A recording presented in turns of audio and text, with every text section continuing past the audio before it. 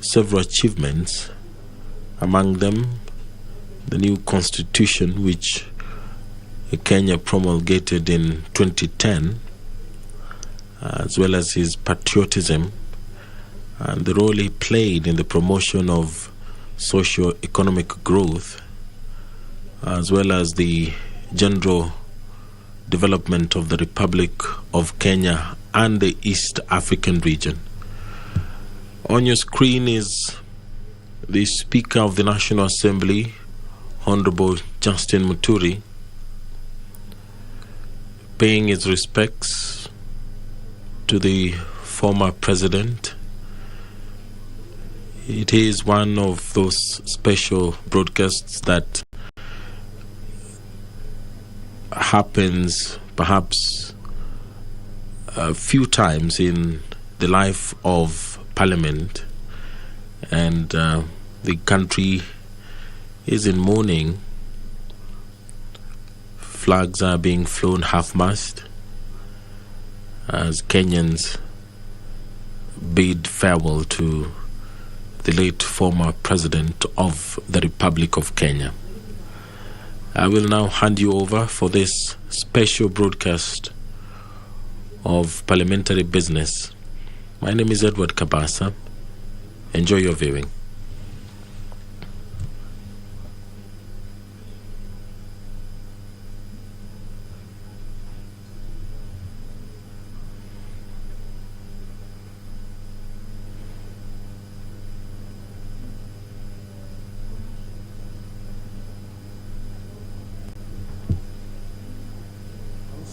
Whom we've been pleased to call to the performance of important trials in this republic.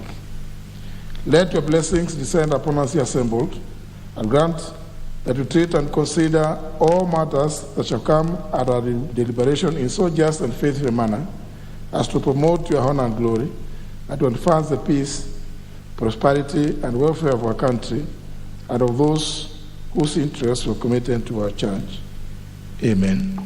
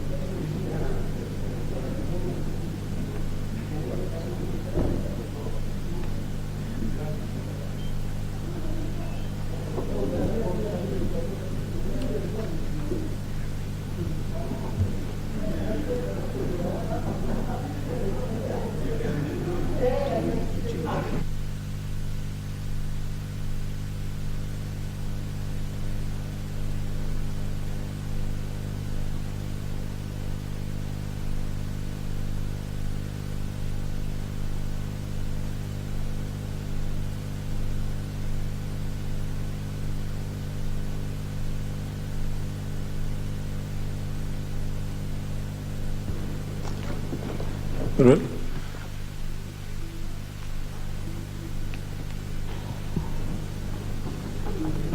Order number 1, administration of oath. Order number 2, communication from the chair.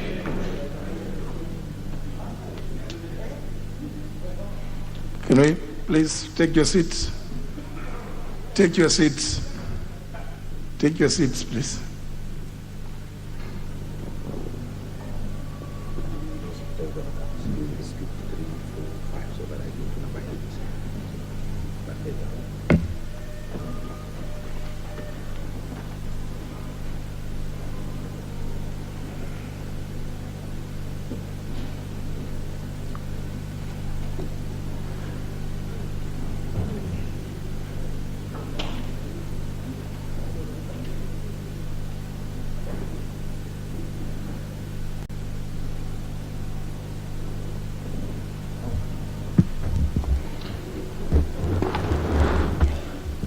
Honourable members, we convene here today under extremely unique circumstances.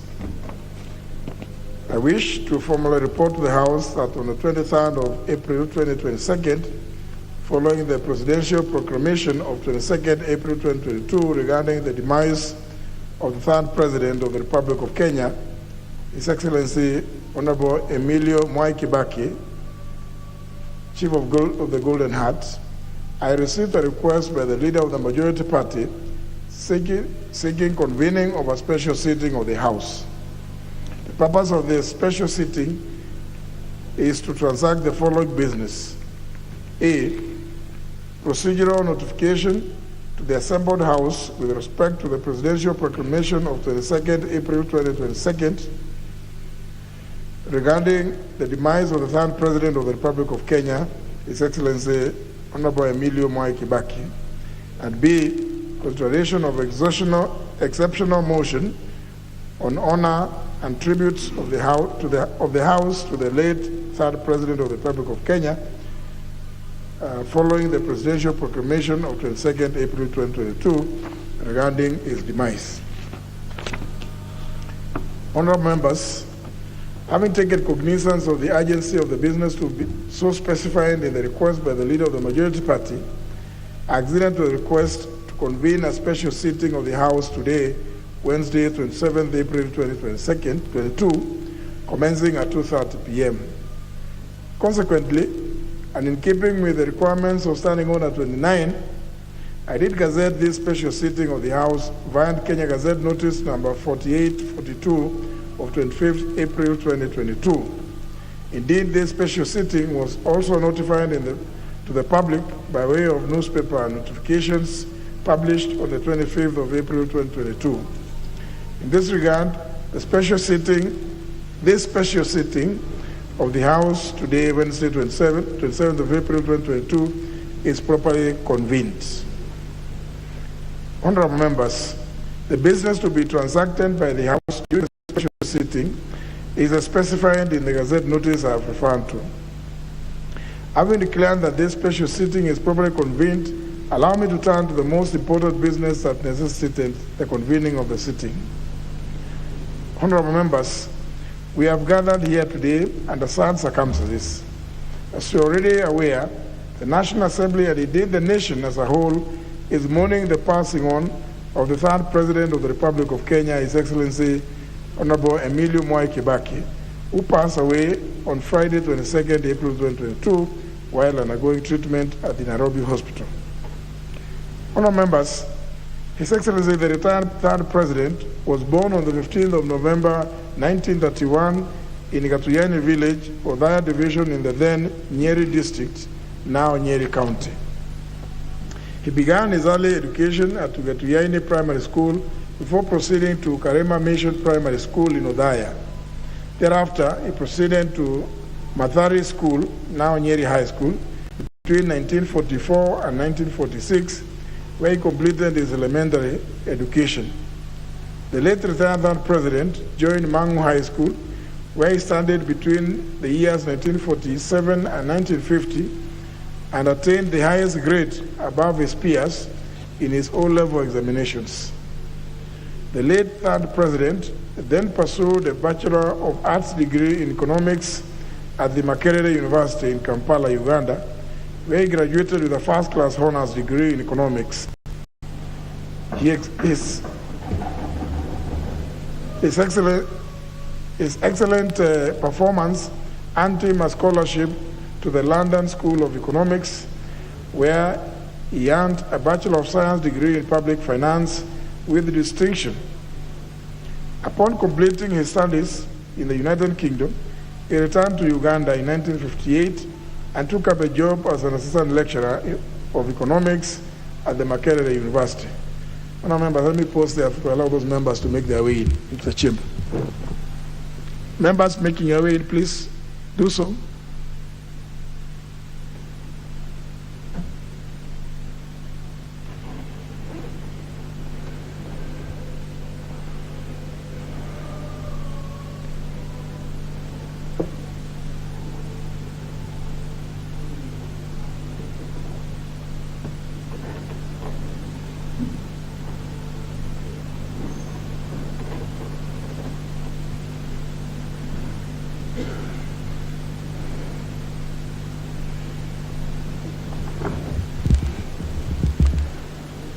Honourable members, in 1961, a time when the country was gearing up for independence, the late retired President Kibaki returned to Kenya upon a request by the then Secretary General of the Kenya African Union, KANU, the late Thomas Joseph Boya, and took up a role as an executive officer in the party.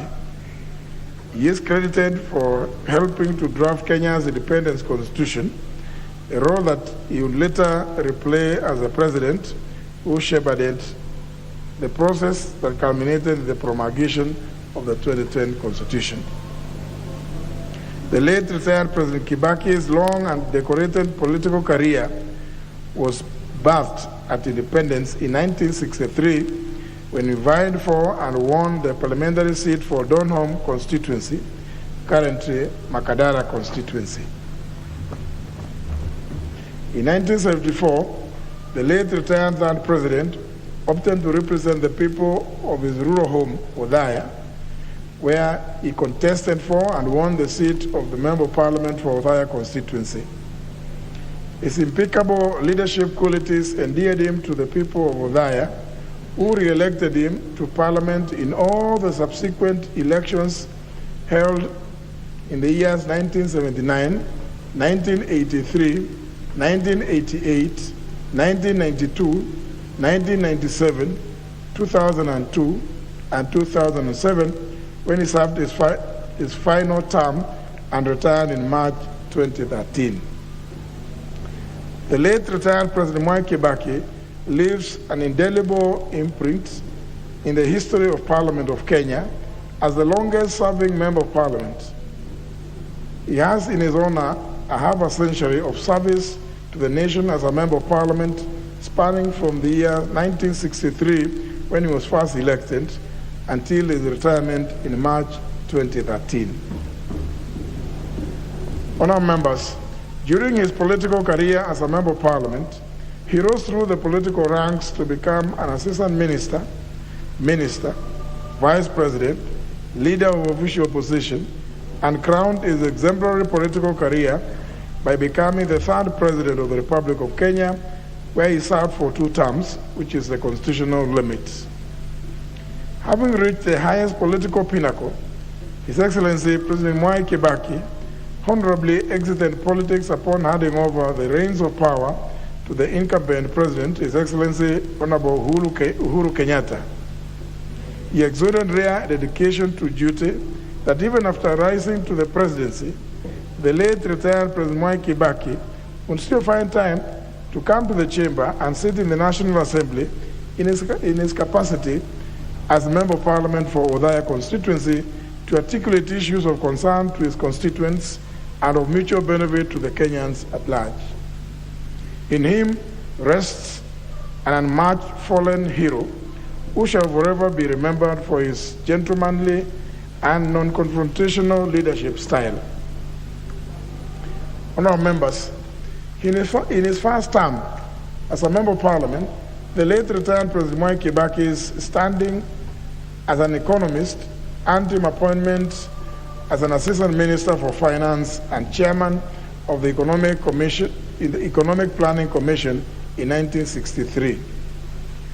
Later on, in 1966, he was elevated to the position of Minister for Commerce and Industry, a position in which he served until 1969, when he was appointed Minister for Finance and Economic Planning.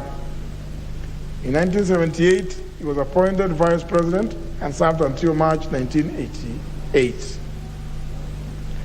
When Section 2A of the former Constitution was repealed in December 1991, following political agitation for multi-party democracy that was inspired by the wind of change from one-party politics to multi-party democratic parties that was blowing across the African continent, the late third president resigned from government and the ruling party, KANU, and founded the Democratic Party of Kenya. This bold decision marked a new trajectory in the political career of the late retired President Kibaki.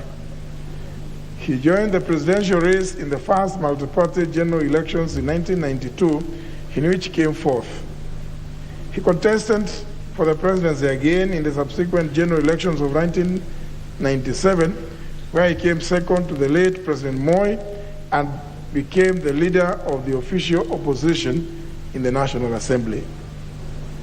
In 2002, the late retired third president, made another stab at the presidency on the National Alliance Rainbow Coalition, NARC, party and won with an astounding landslide majority, becoming Kenya's third president.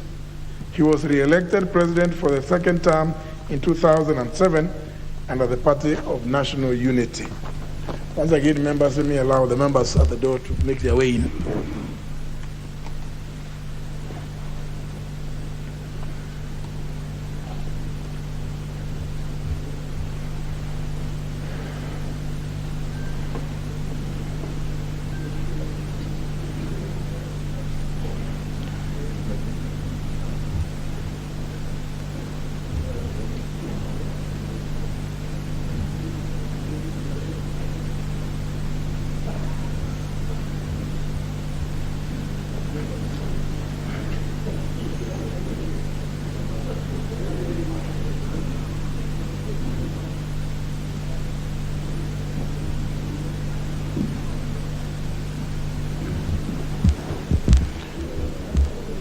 Honourable members, the late retired third president will be remembered for major milestones that transformed the country's economic, social, and political landscape.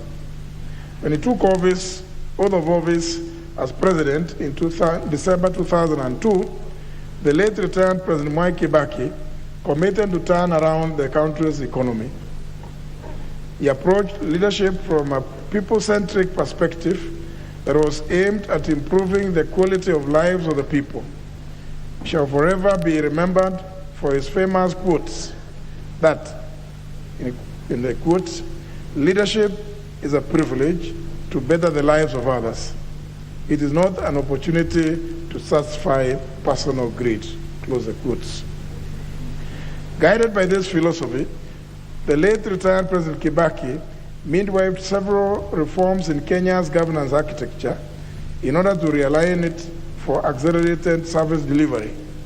He shall also be remembered for spearheading the entrenchment of ideals of accountability and transparency that led to the creation of the Kenya Anti-Corruption Commission, the precursor to the Kenya Anti-Corruption Authority, now renamed the Ethics and Anti-Corruption Commission, to enforce transparency and accountability in government and government operations.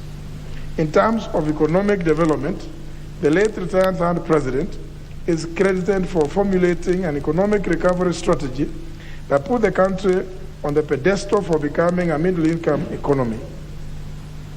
The late retired third president's economic model led to a sharp rebound in the economy and was characterized by unprecedented economic boom, growth, and development.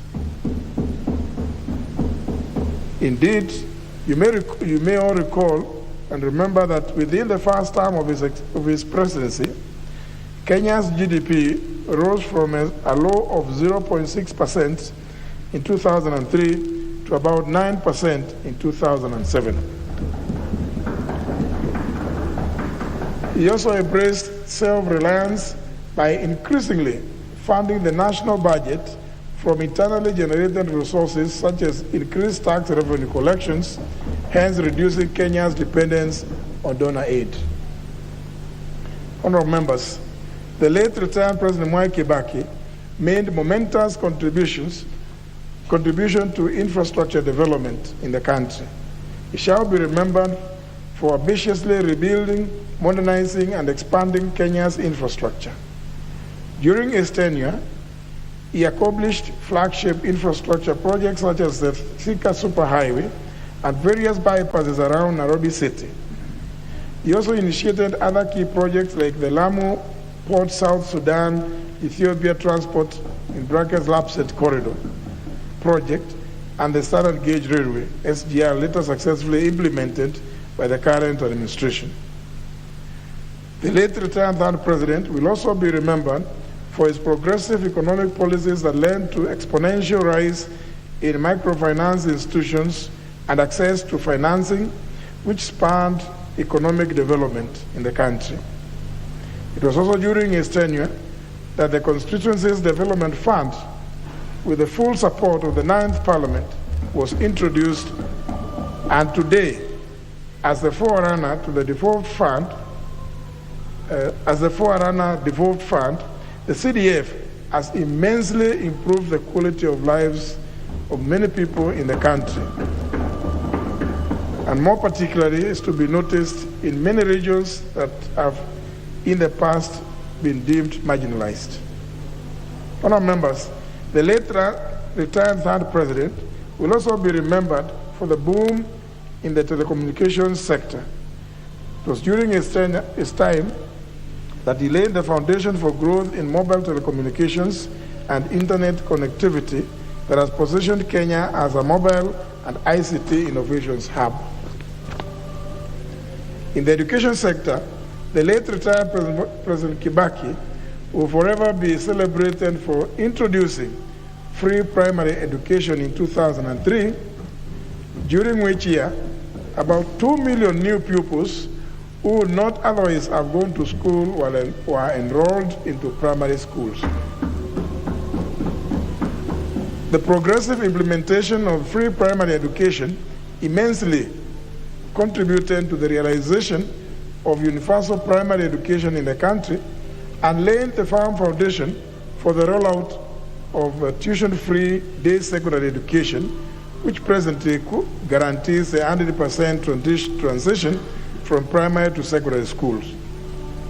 His administration also expanded access to university education by granting charters to several university colleges across the country to become full-fledged universities. The late retired President Kibaki will also be remembered for his role in the constitution-making process in Kenya. Despite the failed attempt in 2005, the late retired 3rd President remained resilient, successfully navigating the divergent constitutional views and bequeathed Kenya a new constitution promulgated on the 27th of August 2010. Honourable members, in order to consolidate the socio-economic and political gains made during his presidency and provide a development roadmap for posterity, the late President Kibaki developed the Kenya Vision 2030, an economic blueprint to serve as a vehicle for accelerating and transformation of the country into a newly industrializing middle-income country by the year 2030.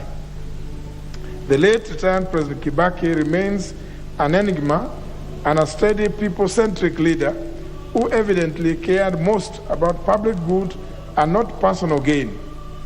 He was an epitome of gentlemanly and non-confrontational leadership that inspired a sense of duty to serve and not to be served.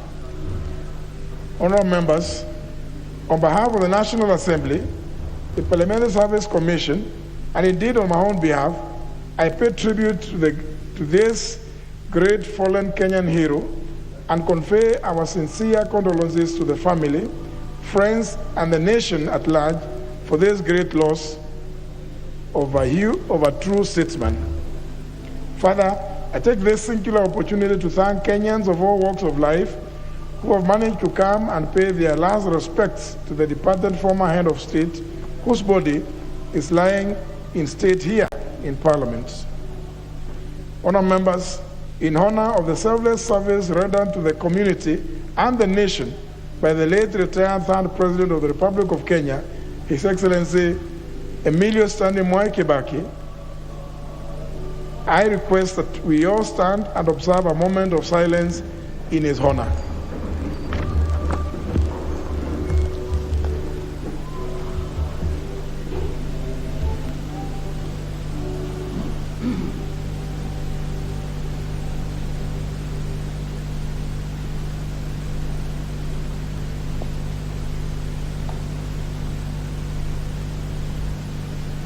May his soul rest in eternal peace.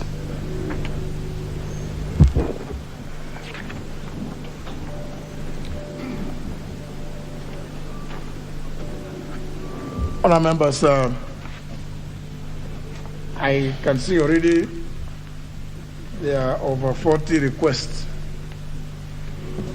So, honourable members, I would want us to agree on the time that each member. How much time? 5 minutes.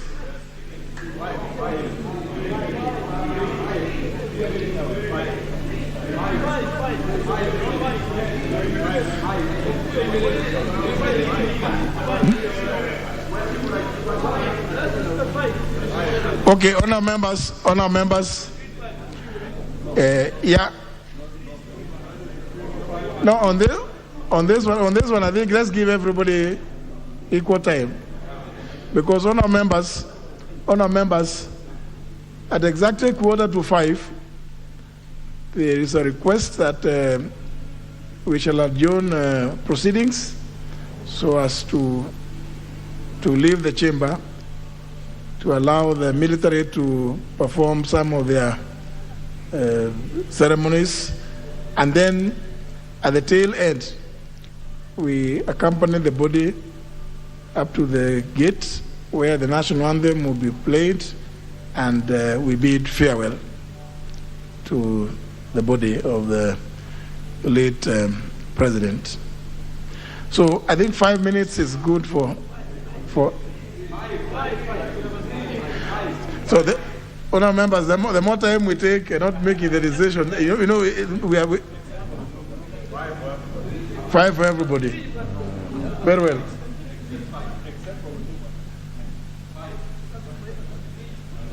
Very well. We'll skip orders 3, 4, 5.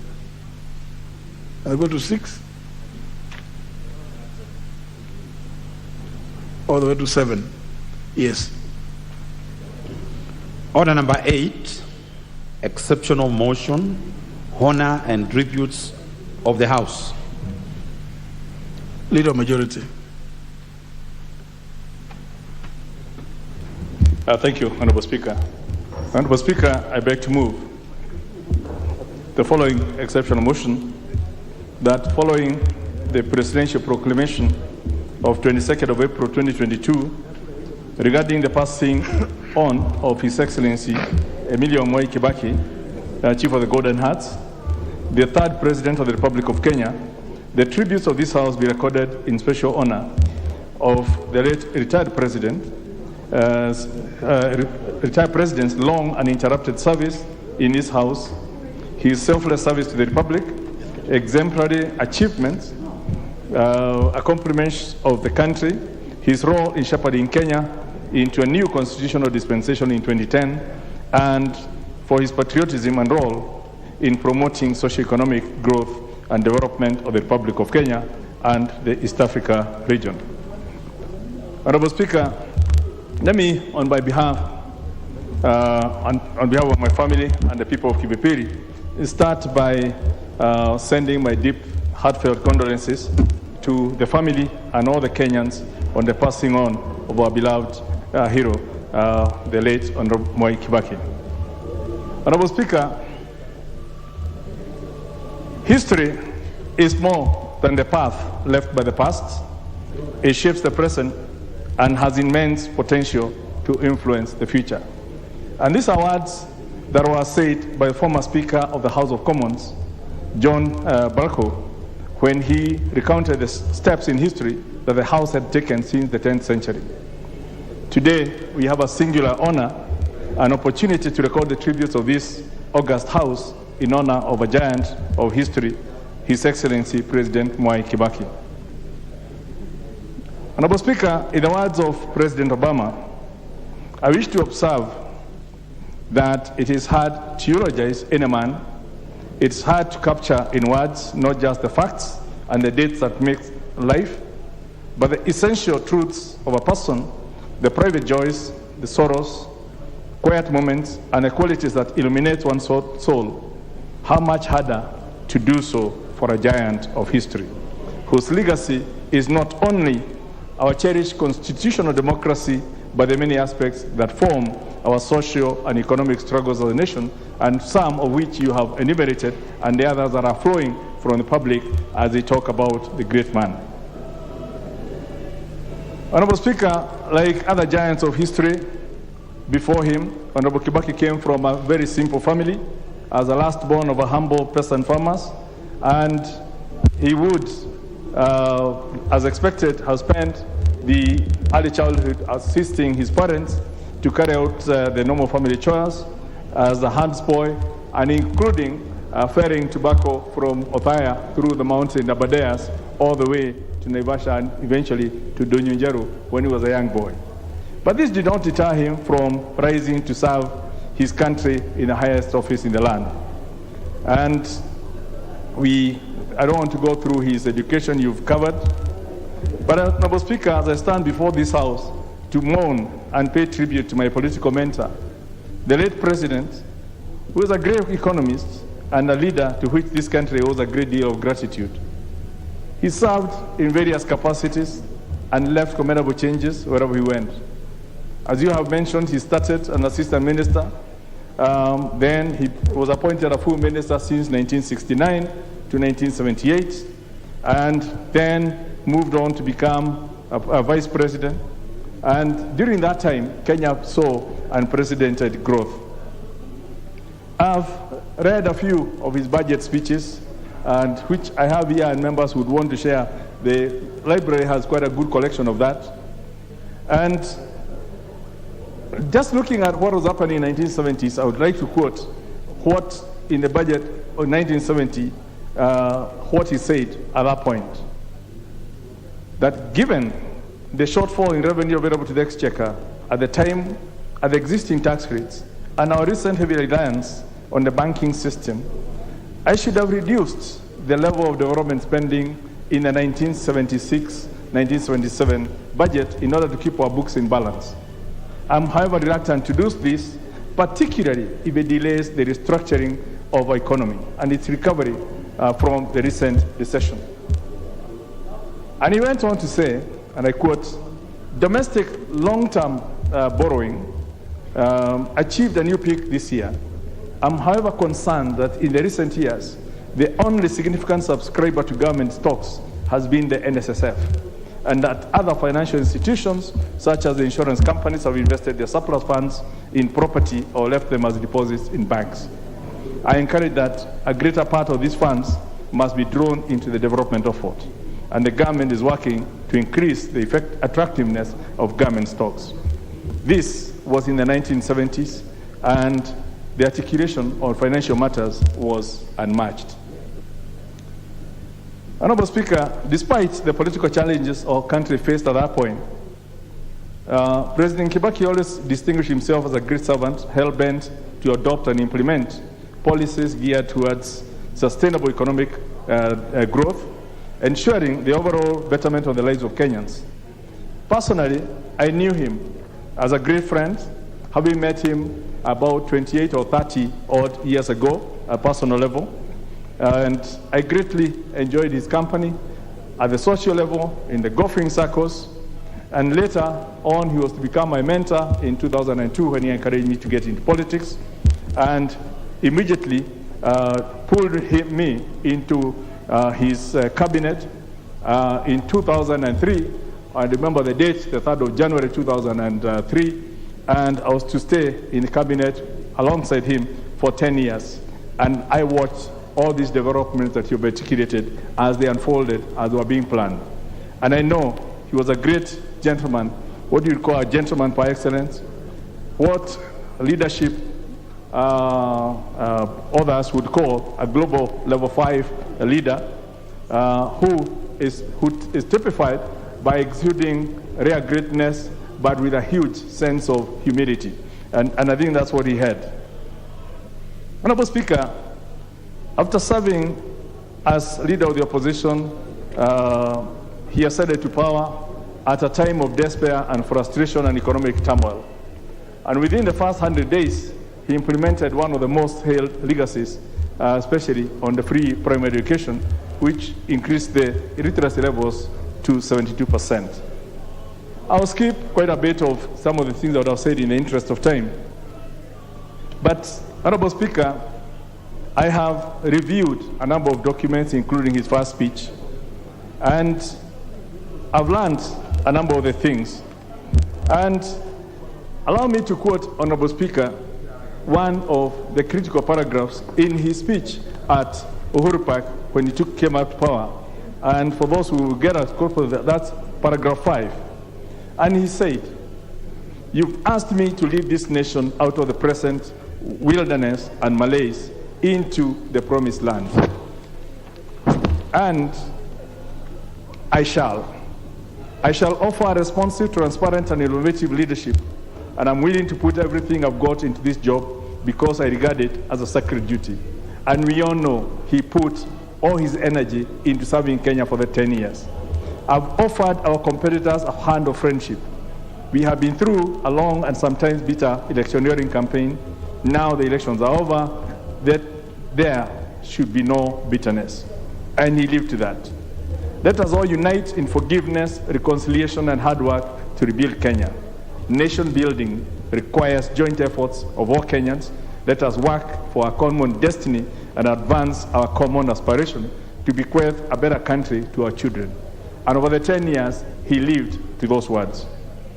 Honorable Speaker, within the same, I think within paragraph 7, he articulated, and I quote, one of the things he said, "We want to bring back the culture of due process, accountability, and transparency in public office. The era of anything goes is gone forever, and government will no longer be run on the whims of individuals. The era of roadside policy declarations is gone, and my government's decisions will be guided by teamwork and consultation." And he went on to say, which is very important for us here today, that the authority of Parliament and the independence of the judiciary will be restored and enhanced as part of the democratic process and culture that we have undertaken to bring to foster.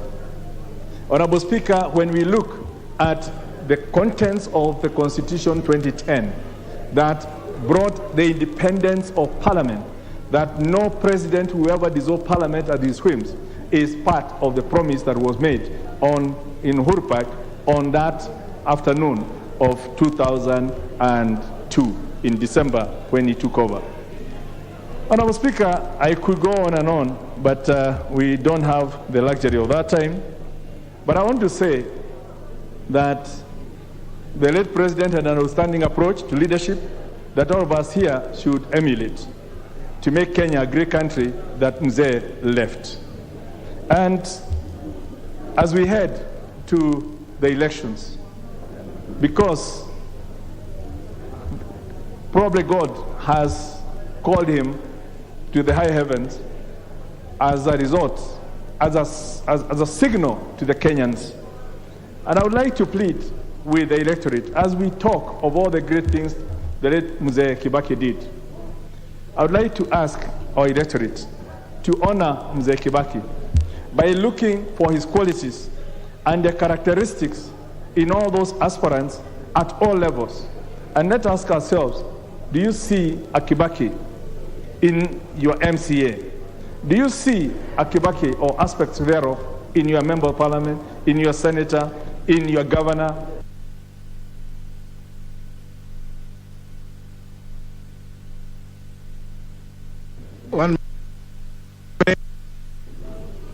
Thank you. Honorable Speaker, I want the electorate to ask themselves whether they see a Kibaki or aspect thereof, those attributes that we are all talking of. And we are saying he did very great, so that we don't just look at, as we say traditionally, that you talk of a cow had milk after it has passed on. We want to look at what do our cows have milk even into the future when they are still living. And I would want to ask to challenge our electorate. Let's look for those qualities in our leaders as we go to those elections, and Kenya shall be a great country as he planned it, as he sowed the seeds, as created the frameworks for, and we all crave so that our children's children will bequeath to them a better country. Honorable Speaker, I really, in the interest of time and all the other members, I want to stop it there. I could go on forever. It touches me personally from our close relationship with him, and I have missed a friend, a mentor, and I believe wherever he is, I would hope that he's looking down upon me and the others that he mentored, and he will help us on our journey through this political thickness. Honorable Speaker, with those words, I beg to move. Deputy Minority Whip, Honorable Eseli.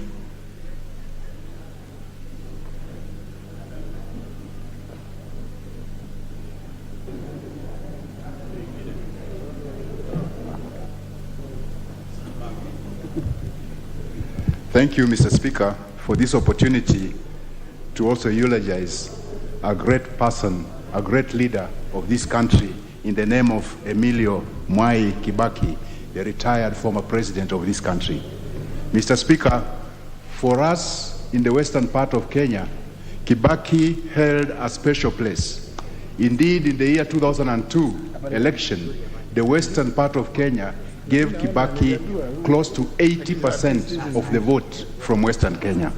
Mr. Speaker, this was not just because of the influence of Michael Wamalwa Kijana, but because the Western Kenya people had great hopes in Kibaki's government. And indeed, Kibaki did not disappoint in his tenure. Mr. Speaker, if I were to narrow down to the constituency that I represented then, Kimilili constituency, we had a special place for Kibaki. Mr. Speaker, at one time, Kibaki visited Bungoma County. That time it was our district, and he came specifically to Naitiri, which was in Kimilili constituency. And we will always remember him, because at that time, he managed to give Kimilili their own district, whereby Kimilili had been anchoring for a new district for a very long time.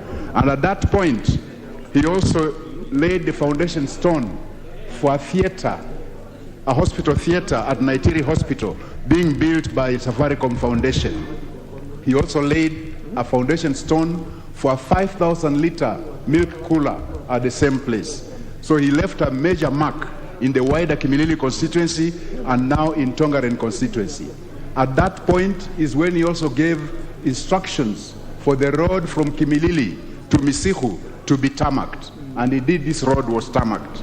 Mr. Speaker, I would say that I was honored to have been in Parliament at the time Kibaki was president of this country. Mr. Speaker, he was an interesting leader in the sense that he listened more than speaking. At one time, when there had been the Tokyo embassy scandal and Honorable Wetangula had stepped aside as the Minister for Foreign Affairs, he had called us for a meeting at Harambee House, members of Parliament from Western, and I told Honorable Wetangula that I'm going to ask the President to reinstate you. And as we got there, Honorable Wetangula grew close, cold feet and told me, don't mention it. I just kept quiet, but as the meeting went on, at the end I mentioned it. I told His Excellency the President Mwai Kibaki that, Your Excellency, you stopped, Wetangula stepped aside after the Tokyo scandal and the investigations have not come up with anything. Why don't you reinstate him? Because Kenyans are asking, kama wewe unawacha watu yako kwa mataa. And the president laughed and told me, wewe seli, wewe wacha siasa mingi. And we left the president's office at Harambee House. But indeed, within a week, the Honorable Wetangula was reinstated as the Minister for Foreign Affairs. So I've always remembered Mzee Kibaki as a very witty person, but listening to his people. Mr. Speaker, I don't know whether we can actually produce yet another Kibaki for this country. Somebody who had such an impact on the economy of this country until the current leadership that came in after him was able to rebase the economy to a lower middle income economy. Mr. Speaker, this was all because of the efforts that he had put in. And this came about because of the devolution that he started implementing from the time he became president, in the sense that he devolved a lot of economic activity to the grassroots, and that stimulated the grassroots economy. And I believe that's the basis that Kenya has thrived on to be classified as a lower middle income country. And I believe if we follow the new constitution strictly and devolve more funds to the grassroots, perhaps we'll achieve the dream that Kibaki had for this country, including the Vision 2030. Mr. Speaker, it's a great loss to the country, but we thank God that at least he gave us His Excellency Emilio Mwai Kibaki to live that long and lead this country to the direction that he led this country, especially economically, Mr. Speaker. While he might not have played the politics as well as we would have wanted him to, but that was Mwai Kibaki. So we have to accept him as he is and agree that he did a great job. Honorable Sanko. Thank you very much, Honorable Speaker, for giving me this opportunity to send my heartfelt condolences on my own behalf, on behalf of my family, on behalf of the 6.5 million Kenyans with disability I represent in this House, to their family of the late Kibaki, to the people of Othaya, and to the people of Kenya in general. Honorable Speaker, the late Kibaki, our path crossed instantly when I was student organization of Nairobi University president. And at that time, the Moi regime introduced parallel degree program, a program that I was against. And Kibaki was the official opposition leader, so he was against the Moi regime. Therefore, we had one common enemy. And in the spirit of an enemy of your enemy is your friend, we were friends by default. Honorable Speaker, again, our path crossed incidentally in 2002 when the late Kibaki was sworn in as the third president of Kenya on a wheelchair. Honorable Speaker, therefore we were both persons with disabilities. And a few months into his leadership, he said, wapi ule mlemavu alifukuzwa university, rudisha yeye na wenzake. That is how some of us who are suspended in the University of Nairobi and other public universities got our amnesty from, Honorable Speaker. So, Honorable Speaker, I remember him as a hero who, without him, I would not have completed my university education. Honorable Speaker, Mzee, as he lie outside here, Honorable Speaker, the man who used a breach of the post-election violence victims' dead bodies to grab half of his government in the arrangement of Nusumkate, Nusumkeka, is screaming the loudest. Mzee, as you fly with the angels, the man who was against your legacy project of Thika Superhighway, describing it as a tribal project, is crying the loudest. Honorable Speaker, the man who coined the 41 against one political genocide mantra because he was against you and your community is shedding crocodile tears. If Malema was a Kenyan, he would have said, Mzee, give us a signal on how to deal with them. Such sellout, betrayers, and pretenders. Honorable Speaker, we mourn the late Kibaki because in his hand, he left a positive economy. He left an economy, Honorable Speaker, that was thriving, that was on a positive climb, Honorable Speaker. But currently, Honorable Speaker, we have 9 trillion GDP and loans of 12 trillion. That is negative, Honorable Speaker. Kibaki, the late Kibaki, left us when everybody had 3 meals a day. Currently in Kenya, it is very difficult to have even 1 meal a day. Not because you are suffering from typhoid or lack of appetite, but because the economy is that bad.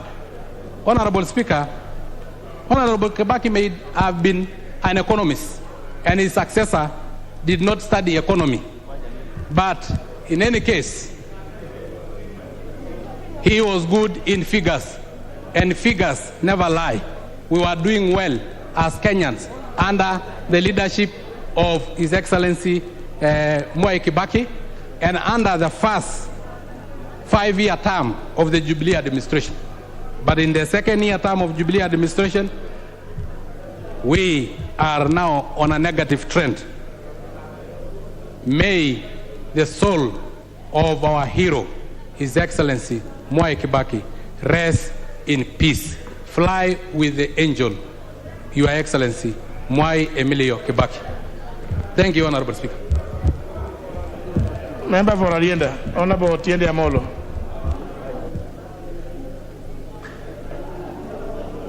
Thank you, Mr. Speaker. 6 years ago, one day shy, Her Excellency Lucy Kibaki left us in the month of April. 5 days ago, His Excellency Emilio Mwai Kibaki has left us. Mr. Speaker, perhaps this is the Almighty's way of demonstrating their enduring love for each other, as the Bible says, till death did them part. We all know and accept that the Honorable Mwai Kibaki was not only the longest serving member of Parliament by the time he died, but also the most experienced.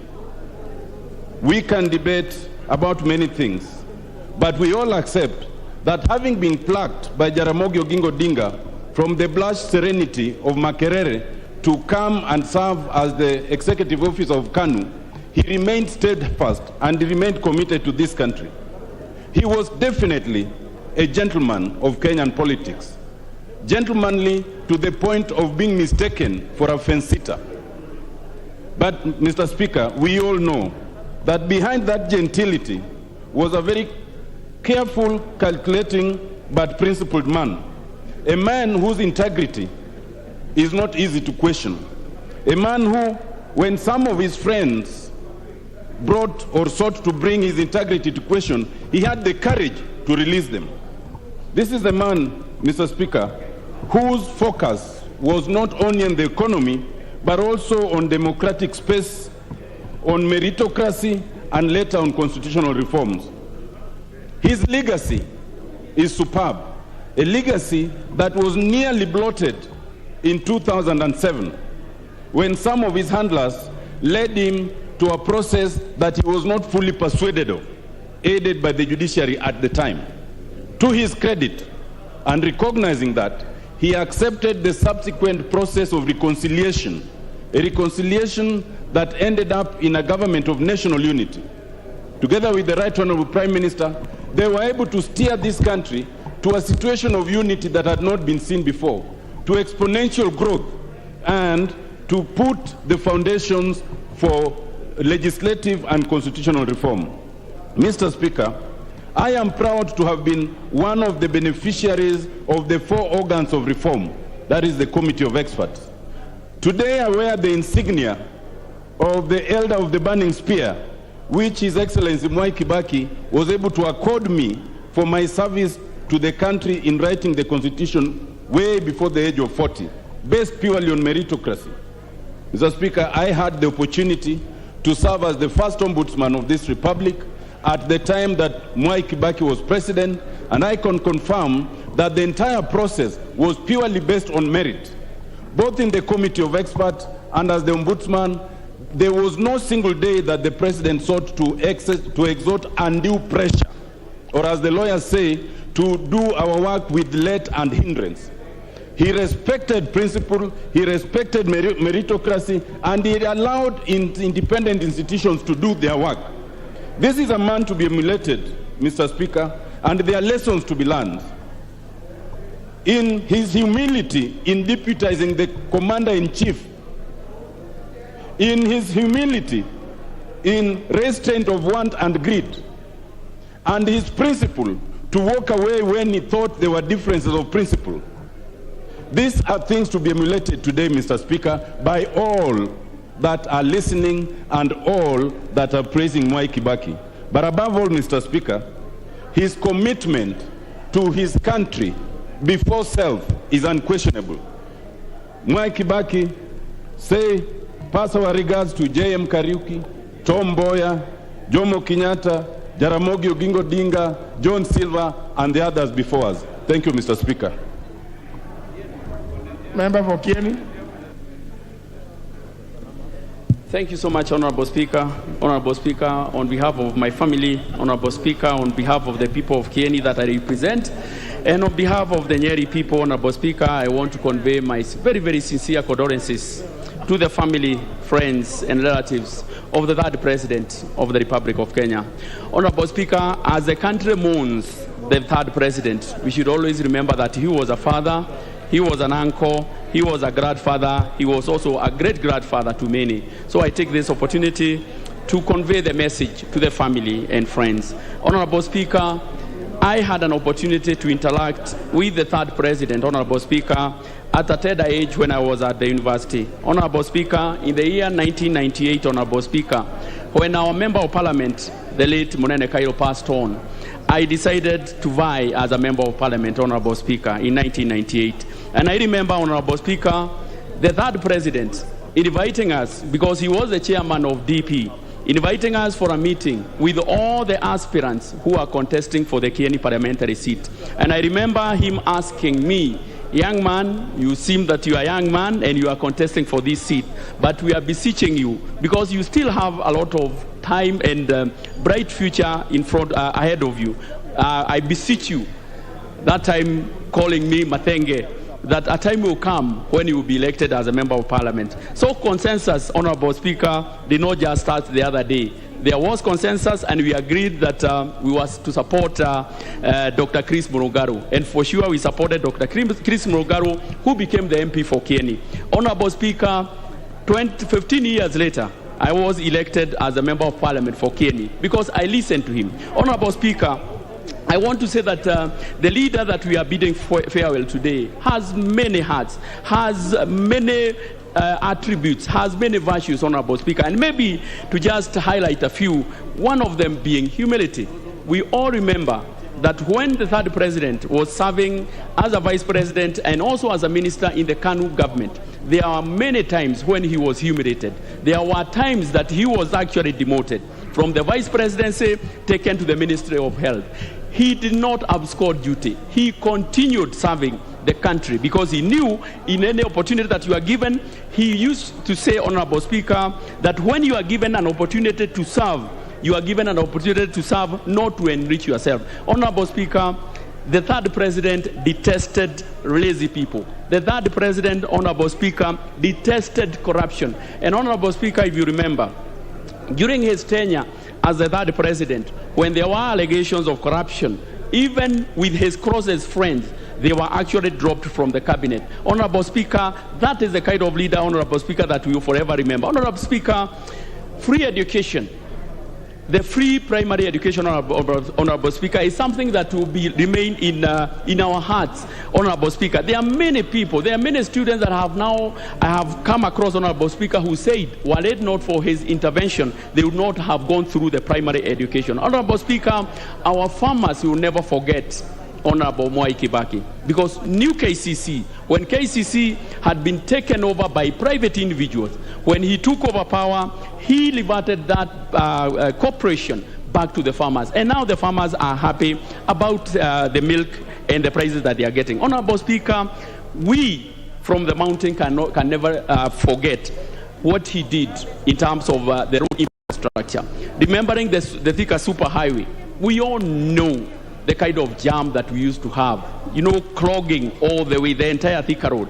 And of course, with the coming up of the Thika superhighway, definitely, even the land, the value of land in our areas also improved. Honorable Speaker, we can say a lot about the former president, but to say the least, Honorable Speaker, is to say that we need to learn from all the virtues that the third president instilled to us. And if we forget all of them, we should just remember that he detested lazy people, he detested people who are involved in corruption, and he encouraged us to work hard. He is the one, Honorable Speaker, who moved from our economy, from down there, Honorable Speaker, to now a thriving economy. Those are the lessons that we need to learn from the third president. May his soul rest in eternal peace. Thank you.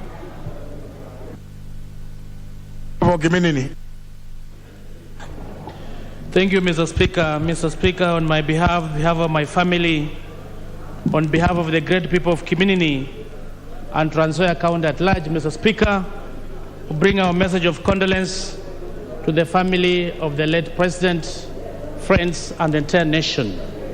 Mr. Speaker, when you read the Bible, the book of Ecclesiastes, the Bible says there is time for everything. There is time to be born and there is time to die. Indeed, it was too early, Mr. Speaker, for the late President Mwai Kibaki. Mwai Kibaki leaves behind a positive legacy, Mr. Speaker. He was indeed a family man, Mr. Speaker. From his busy schedule of politics, he found time for his family.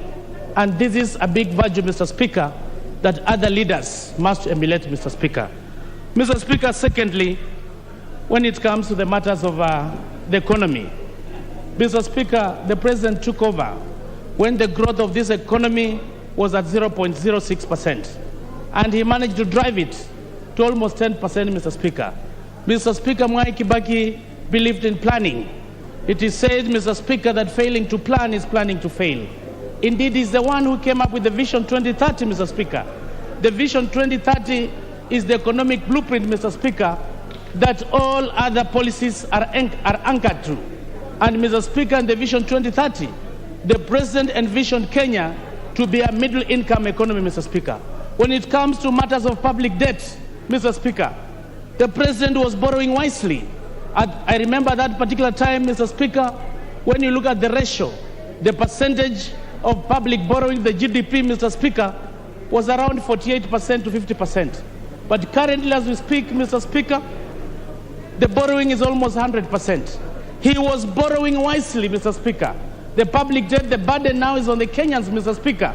We are calling upon the leaders to emulate President Mwai Kibaki. Mr. Speaker, on matters of the taxation, he increased the tax revenue. And Mr. Speaker, that time KRA had a slogan that kulipa ushuru ni kujitegemea. This is the President, Mr. Speaker. At that time, when it comes to matters of employment, he came up with a strategy of ERS, the Economic Recovery Strategy. And this was about wealth creation and employment. Mr. Speaker, I remember that time we had drastic reforms in the banking industry. At that particular time, Mr. Speaker, the cash reserve ratio was low. And the banks at that time in history, they were hawking loans all over, Mr. Speaker. The banks were giving loans to Kenyans at a low interest rate. Mr. Speaker, because we didn't have a lot of domestic borrowing, he had allowed, Mr. Speaker, the SMEs to borrow from the banks. And at that particular time, we salute him because that is the time the economy was growing. There was a lot of money with the SMEs, Mr. Speaker. Employment was created, and we salute for him for that. Mr. Speaker, during this time as the President, there was zero tolerance to corruption. And in every government office you went to, there was that, it was written all over, that zero tolerance to corruption.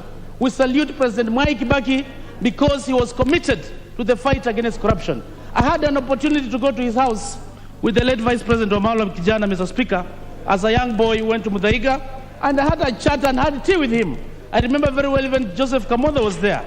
And from the communication, he was a humble man. The very first time I went to State House, Mr. Speaker, I was again with the late Vice President Omalwa after the installation, Mr. Speaker, in Uhuru Park. We went to State House. And at that time, he was still on the wheelchair, Mr. Speaker. And we salute him, the humility he had as a president, Mr. Speaker, the family man, the help when it comes to the economy. So we call upon the leaders of this country, Mr. Speaker, that we are looking for another Kibaki. A Kibaki who will revive the economy, Mr. Speaker. A Kibaki who will reduce the public debt that is burdening Kenyans. A Kibaki who will manage the cost of living. As we speak right now, Mr. Speaker, the cost of living is very high. The issues of inflation are very high, Mr. Speaker. How I wish that we call upon the next president of this country, Mr. Speaker, who I'm very sure is going to be a Kibaki movement, Mr. Speaker, that is going to respect the Kenyans. He respected institutions. He respected Parliament, Mr. Speaker. He respected the judiciary. And we salute him for that, Mr. Speaker. I'm told even at that time he could call off cabinet if a cabinet minister was indeed invited to come to Parliament. We salute him for the respect he had for Parliament and the independency of the judiciary. May his soul rest in eternal peace. I thank you. Honorable Duale. Thank you, Mr. Speaker. Mr. Speaker, on the onset, on my behalf and that of the people of Garissa Township and the people of Northern Kenya, I send my condolences to the family, friends, and the people of Odaya who have lost a great leader.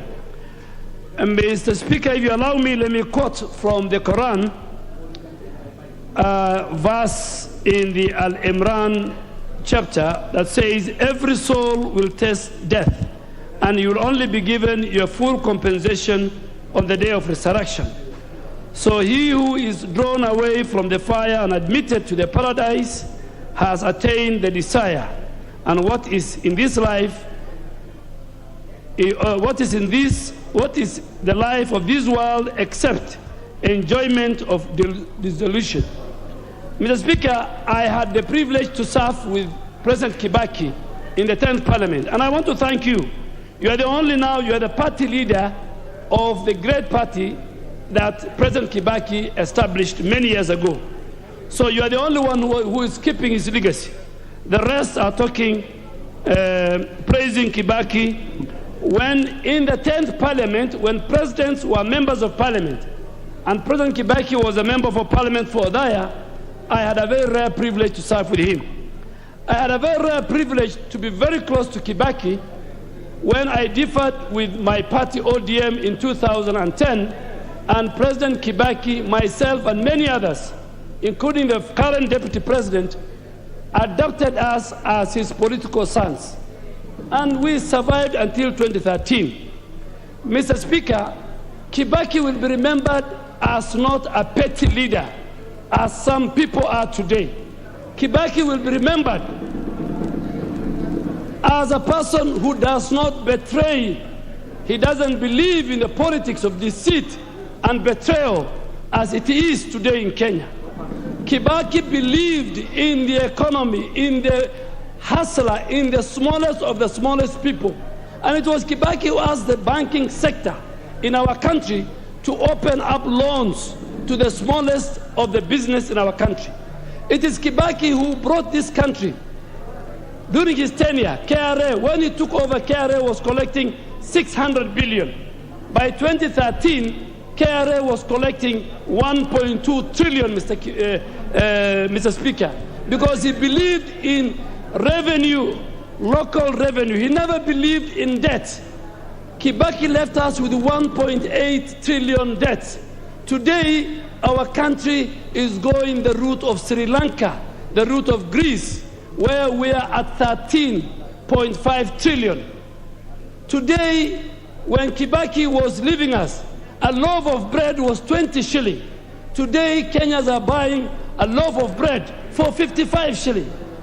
Kenyans are queuing everywhere. And Mr. Speaker, and I want to urge my Christian brothers and sisters, please, when you want to mourn the dead, don't cheat. Don't cheat. Don't shed crocodile tears. We know those who made Kibaki's life difficult in the 10th Parliament, in the Grand Coalition government. I was a minister. Honorable Charles Kilonzo, Honorable Kimunya are the only two members I can see who were with us in the 10th Parliament. We know how the Grand Coalition. But Mr. Speaker, Kibaki had the best of advisors. Men like Ambassador Mudaura, people like Kimembia, I don't know what happened to him of late. Unlike today, when you have sycophants, when you have got a cartel that wants to steal from the people, Mr. Speaker, the next leader of the Republic of Kenya must be like Kibaki. And the closest person to Kibaki is none other than Honorable William Samoei Arap Ruto. That is the closest man, because the rest worked with Kibaki. William Ruto will, like Kibaki, I have worked with him, will turn our economy. But please, my brothers Christians, don't praise Kibaki if you know you made his life difficult during his time. May his soul rest in peace. Member for Ugunja, Honorable Wandai. Mr. Speaker, thank you very much.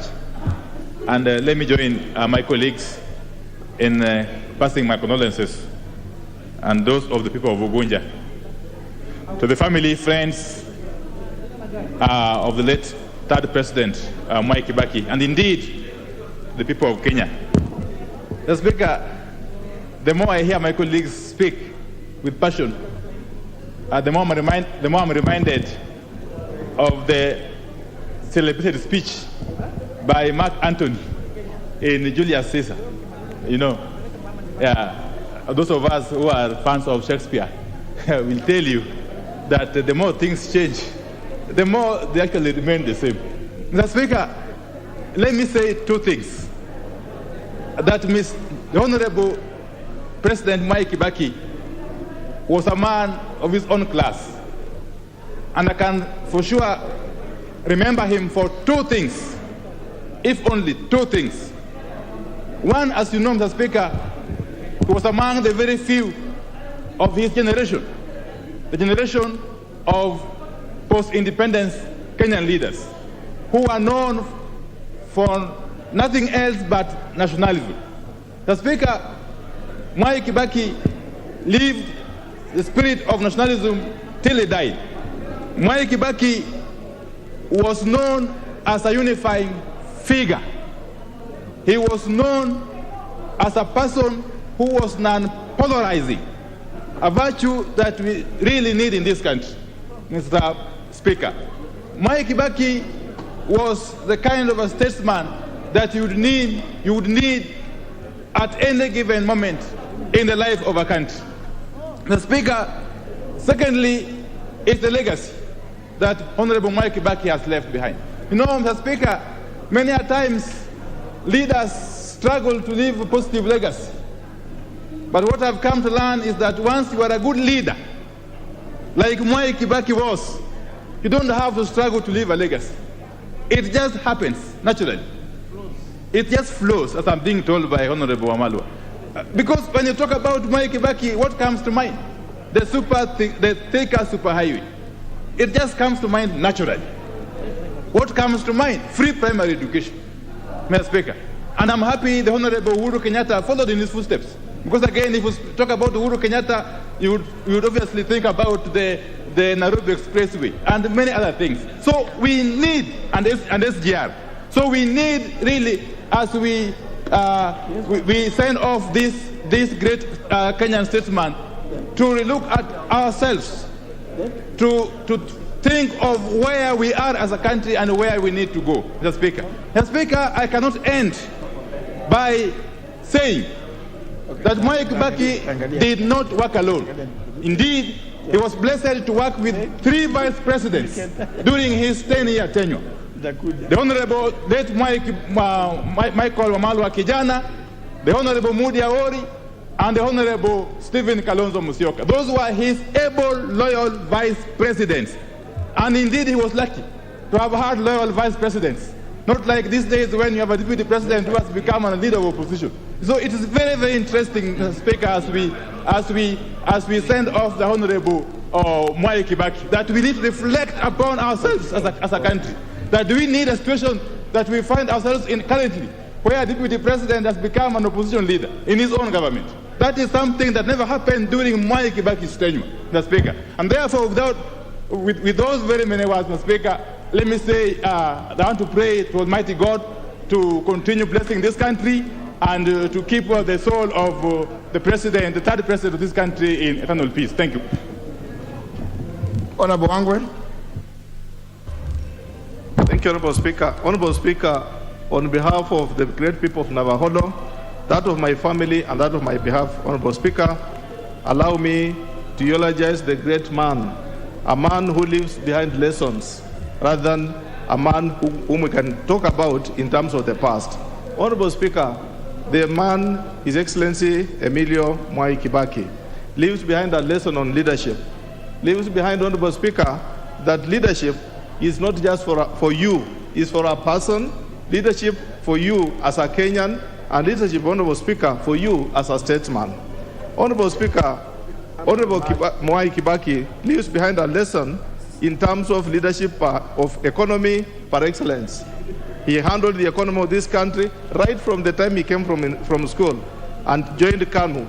That time, Honorable Speaker, to the time he left as the president, he all preached nothing but economy. Honorable Speaker, the lesson he leaves behind also to us is that he believes in a community, he believes in a person, not just one person himself, but also the entire community. Honorable Speaker, we appreciate the late Honorable Mwai Kibaki for appointing the great man, the Vice President of Kenya, the Honorable Christopher Michael Wamalwa. With him, all Luhya Nation rallied behind Honorable Mwai Kibaki. Honorable Speaker, I come from a very small community, the Abanyala in Western Kenya. He is the first President, Honorable Speaker, to appoint a Munyala Minister, Dr. Newton Kulundu. We eulogize him as a great friend of ours, Honorable Speaker. Honorable Speaker, Honorable Mwai Kibaki leaves behind the 50 years he has been in politics, Honorable Speaker. That leaves us a lesson of patience, Honorable Speaker.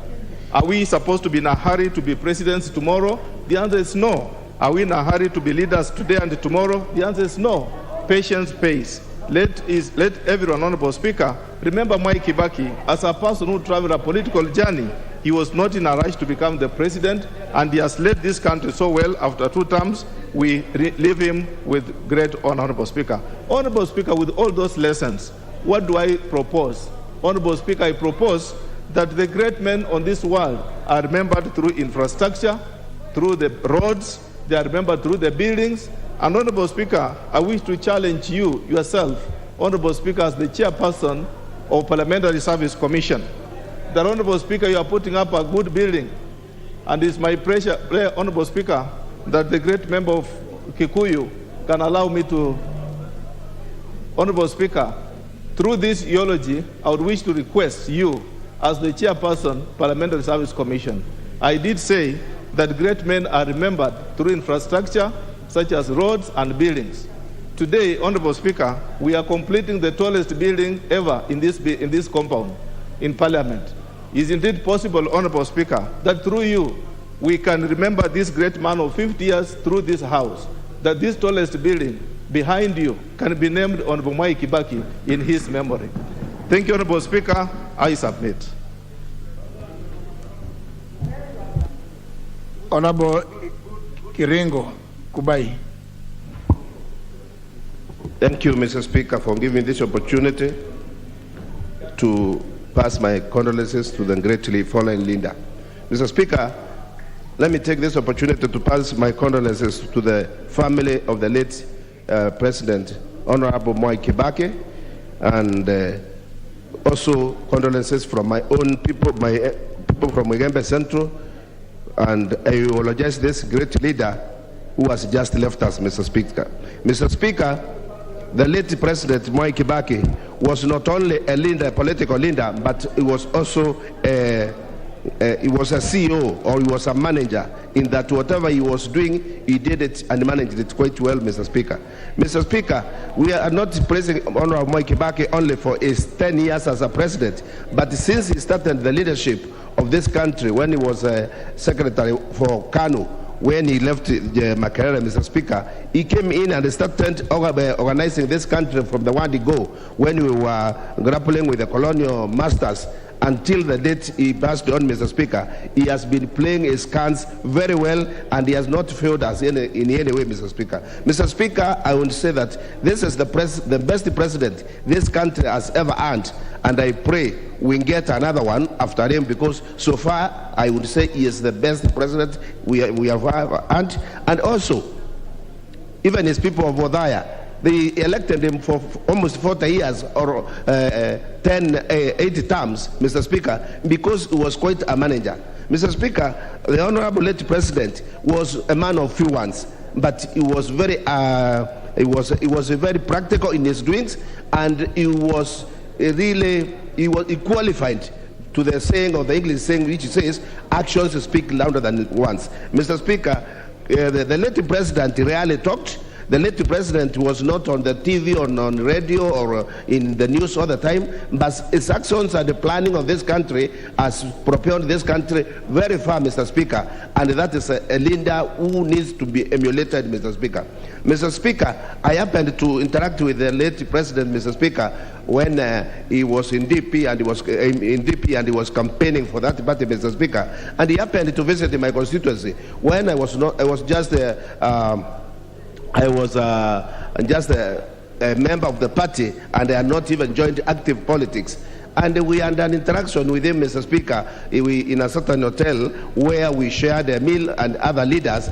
And Mr. Speaker, in him I saw a great man. And when he didn't make it to the president, to become the president, Mr. Speaker, it was in the early 90s, Mr. Speaker, it was very unfortunate for this country, Mr. Speaker. Because, Mr. Speaker, if the late president became the president immediately after the repeal of the section, the law, so that we can have many parties, Mr. Speaker, he could have taken us very many miles away, Mr. Speaker. Unfortunately, he came to leadership when one factor, he had an accident and he was also becoming old. But with all those problem, Mr. Speaker, and then there came the problem of the Nusumukata issue, which also stored is a plan for this country, Mr. Speaker. I'll bet all those problems, I'll bet all those handles which were stopping him on his way, Mr. Speaker, he made sure that he had laid proper foundations for this country, Mr. Speaker, especially in the transport sector. He did very well. Education sector, Mr. Speaker. He is the one who reduced the taxes for bondas, so that the young people and those who are not employed could be able to buy the pikis or the motorcycle, Mr. Speaker. And as we talk now, that sector is the sector which is employing most of the youths in this country, because there is no any other opening in this country to employ our youths, Mr. Speaker. This great man has done a lot for this country, and I wish him, I wish his family and all those people who were there that they pray for him, and we pray for his soul, and may his soul rest in peace. Thank you, Mr. Speaker. Honorable Dindi Nyoro. Thank you very much, Mr. Speaker, for this opportunity. And I rise to send my condolences to the family of President Mwai Kibaki and also to the people of Kenya on my own behalf and the people of Kiharu. Mr. Speaker, we learn a lot from the life of President Mwai Kibaki. First, I want to thank the people of Othaya for entrusting a young person to the position of leadership in terms of their MP, Mr. Speaker. President Mwai Kibaki assumed the role of CEO of KANU at the age of 31, went ahead to become an MP at 32, and served for 50 uninterrupted years as a member of parliament. And it is through that incubation of ascending to a position of leadership early that he was able to refine himself, of course through experience, to become the kind of leader, a towering leader that he became when he assumed the presidency of Kenya. Mr. Speaker, I remember President Mwai Kibaki for the free primary education, and I remember when he was campaigning, his competitor then actually told the nation that it was impossible to offer free basic education. But President Mwai Kibaki went ahead to prove them wrong when he, of course, gave the people of Kenya an opportunity to go to school without paying. Also, most of us, Mr. Speaker, went to universities and got places in various universities, courtesy of the policies of President Mwai Kibaki for opening up space in our private public universities, Mr. Speaker, which previously were held on bed capacity, and also opened up the economy to be able to absorb capital from private sector for establishment of private institutions. But Mr. Speaker, I also want to remember President Kibaki more in regards to the economy.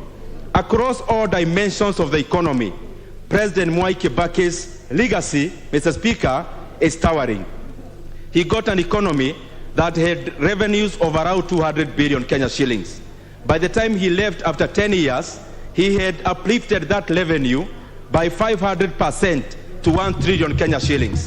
The current regime under President Uhuru Kenyatta has only managed to move that revenue from 1 trillion to around 1.6 trillion, which is hardly 60%. Work that Kibaki did in half a year has taken the current regime an entire 10 years to achieve.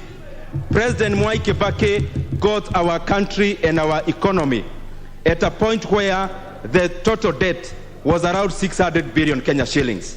Mr. Speaker, he left us with a debt of 1.8 trillion Kenya shillings, borrowing a net of 1.2 trillion Kenya shillings in a span of 10 years.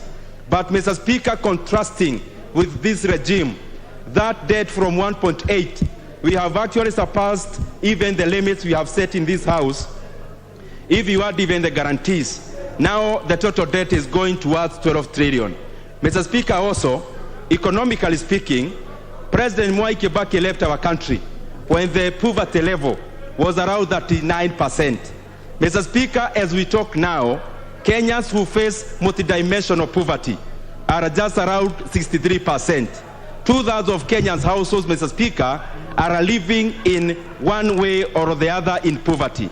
And therefore, Mr. Speaker, the country that President Kibaki left that was booming has, of course, descended into poverty.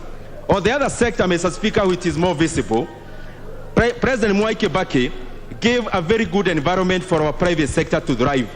Mr. Speaker, most of the banks and most of the companies in the private sector that we are very proud of as Kenyans, and categorically like Equity Bank, like Family Bank, like many other financial institutions around insurance, Mr. Speaker, they got their operating license during President Kibaki's time. All this, Mr. Speaker, he never managed, Mr. Speaker, to ask for any stakes from these companies. And Mr. Speaker, because I see almost my time is up, among the many qualities we can learn from President Mwai Kibaki is that it is important for leaders not to be conflicted when they are leading. President Mwai Kibaki never did business with government when he was president of Kenya. And I want to say, Mr. Speaker, that it is actually criminal for this regime to every time keep on comparing their performance with that of President Mwai Kibaki. It is an insult, Mr. Speaker, to his legacy. There is no comparison. We can only contrast. And lastly, the selflessness. President Mwai Kibaki never named any street on his name. Actually, when people approached him to name Thika Road Superhighway on his name, he... Member for your... Thank you.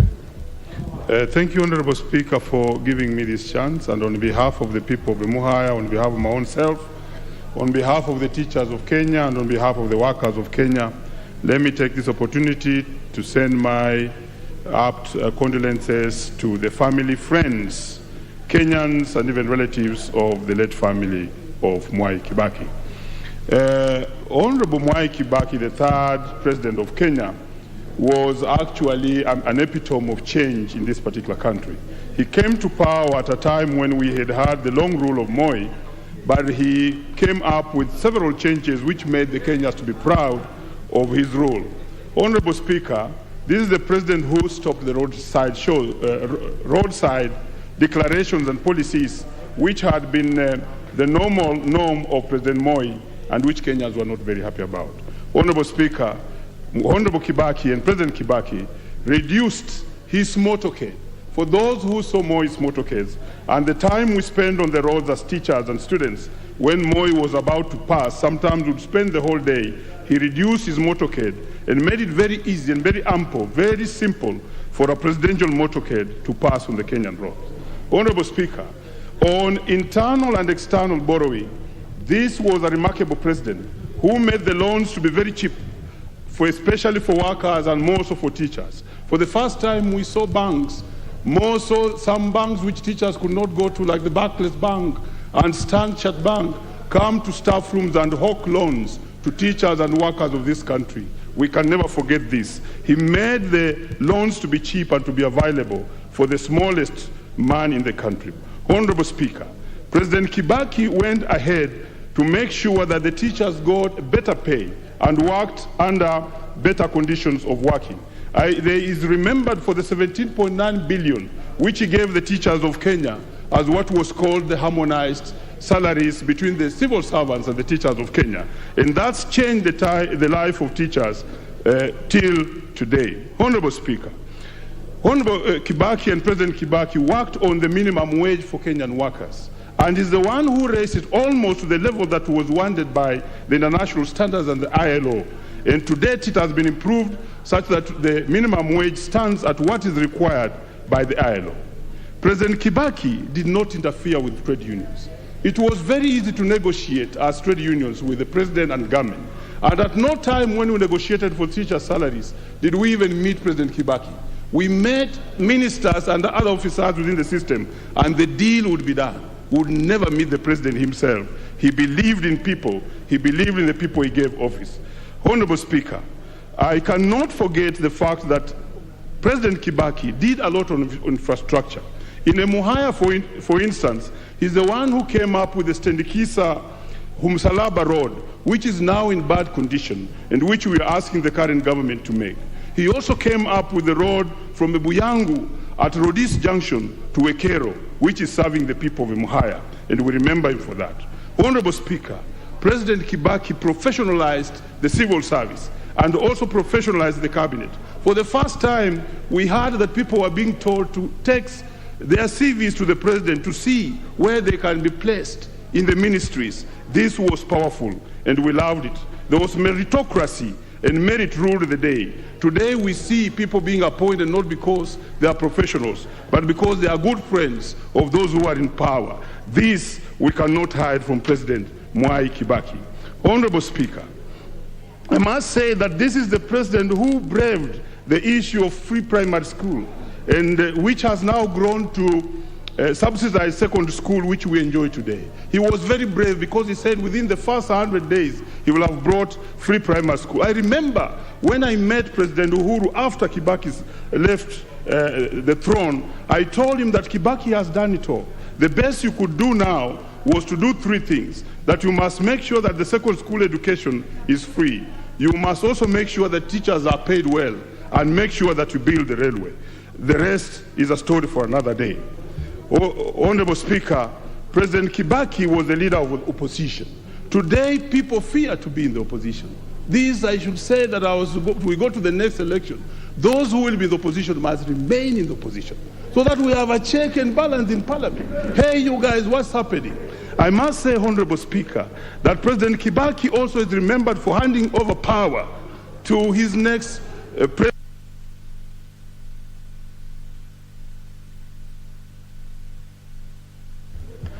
Can I hear the member for Odaya? Honorable Rishuki Mugambi. Give the member for Odaya.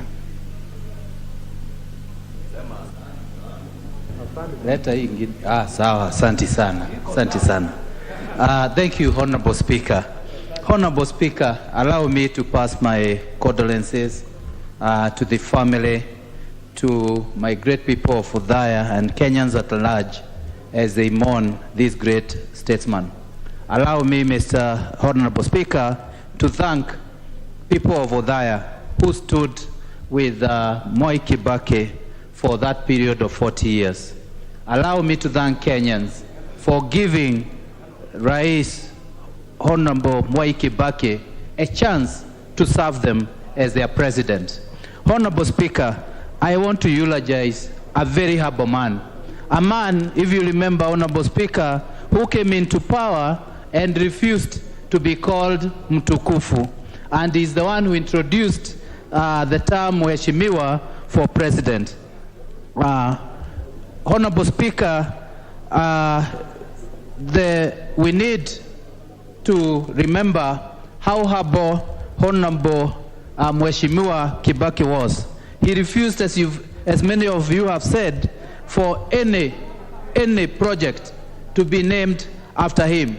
But I want to confess that now that he's gone, we are allowed, as our whip has said, to name a few projects after him. Honorable Speaker, like in Odaya, we have a level 6 hospital, which we will name after him as Mwai Kibaki Teaching and Referral Hospital.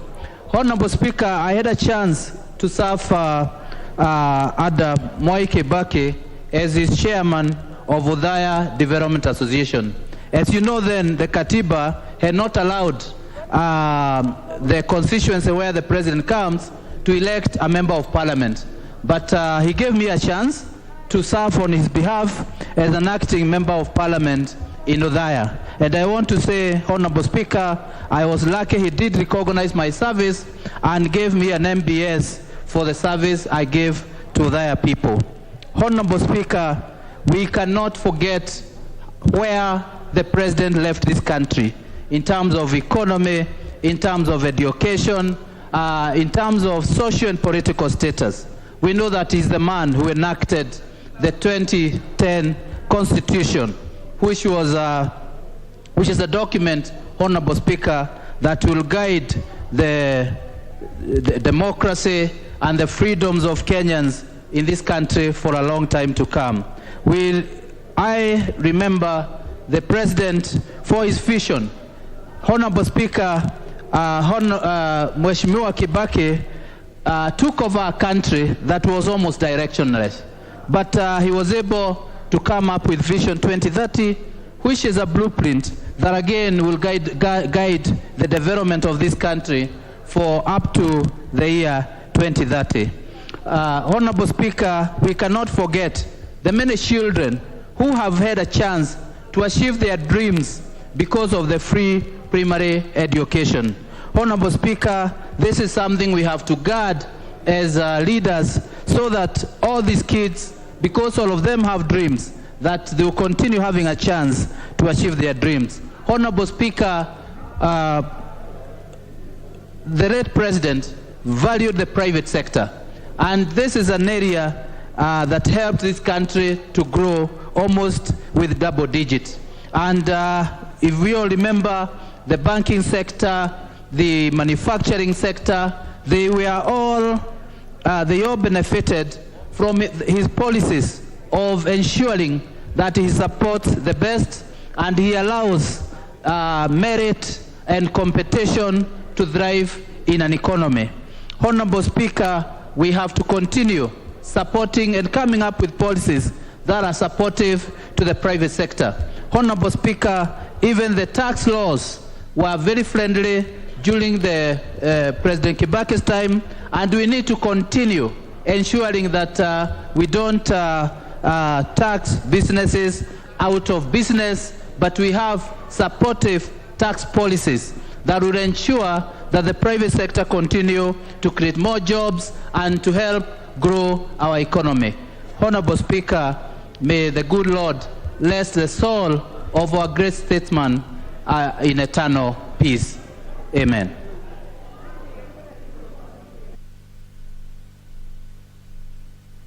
How long is that? Which is... What's your point of order?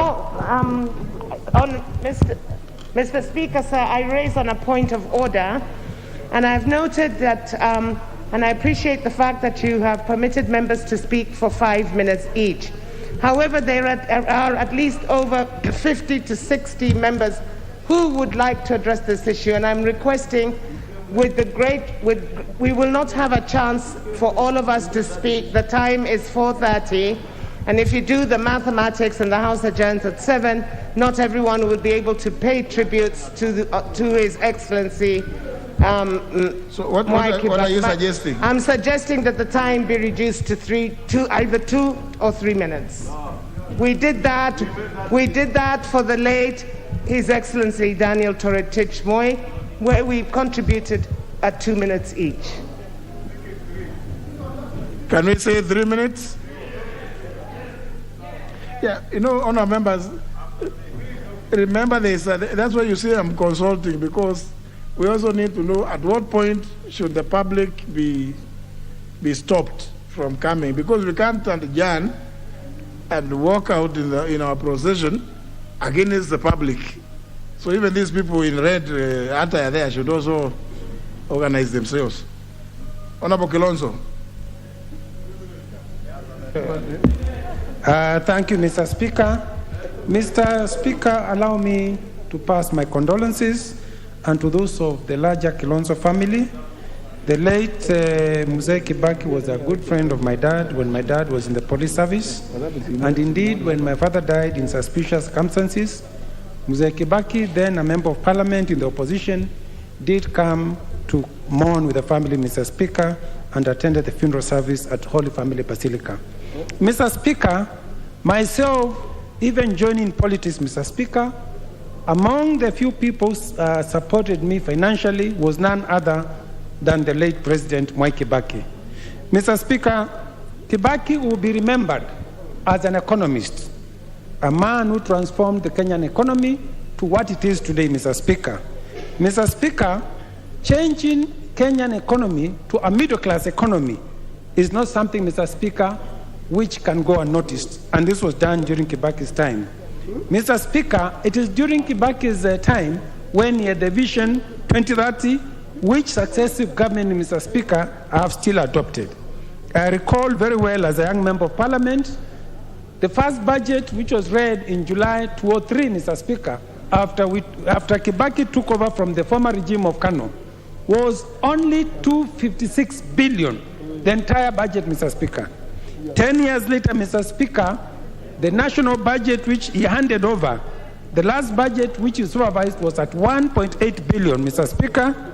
It was during his time, Mr. Speaker, where he emphasized on generating our own taxes to run the economy and reduced our dependence of aid, especially Western aid, Mr. Speaker. Mr. Speaker, many might not know that Mzee Kibaki believed in devolution, Mr. Speaker. It was during his time, Mr. Speaker, that CDF, which was a private member's motion by Engineer Karue, he actually requested Engineer Karue to surrender the bill to be a government bill, Mr. Speaker, and then the government brought the bill. Today, we now have National Government Constituency Development Fund, Mr. Speaker, courtesy of the late President, Mr. Speaker. But, Mr. Speaker, the late President believed that, Mr. Speaker, ministers in the House must fight their wars in the House, Mr. Speaker. Mr. Speaker, allow me to end there and say, may his soul rest in peace. Member for Madira.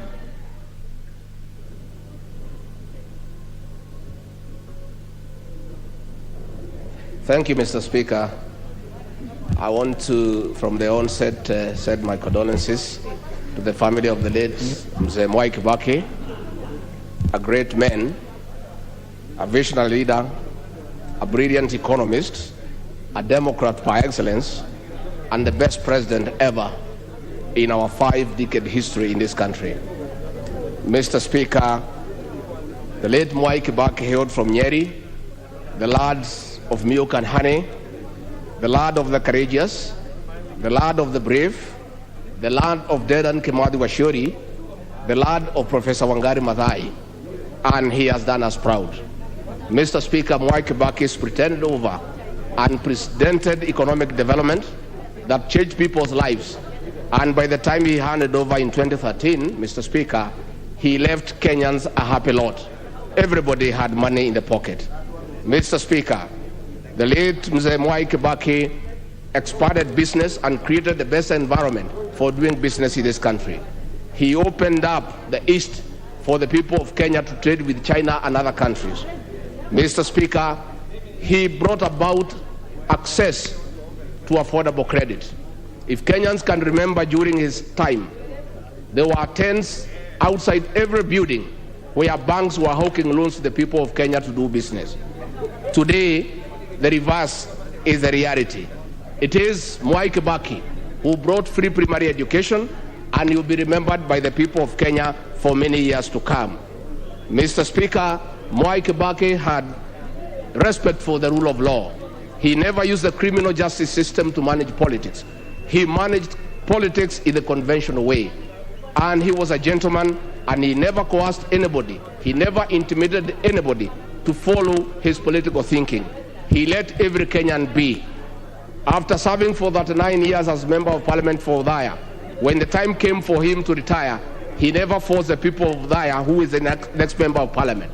When his time as President to retire came, he allowed the people of Kenya to choose their own leader without coercion and intimidation.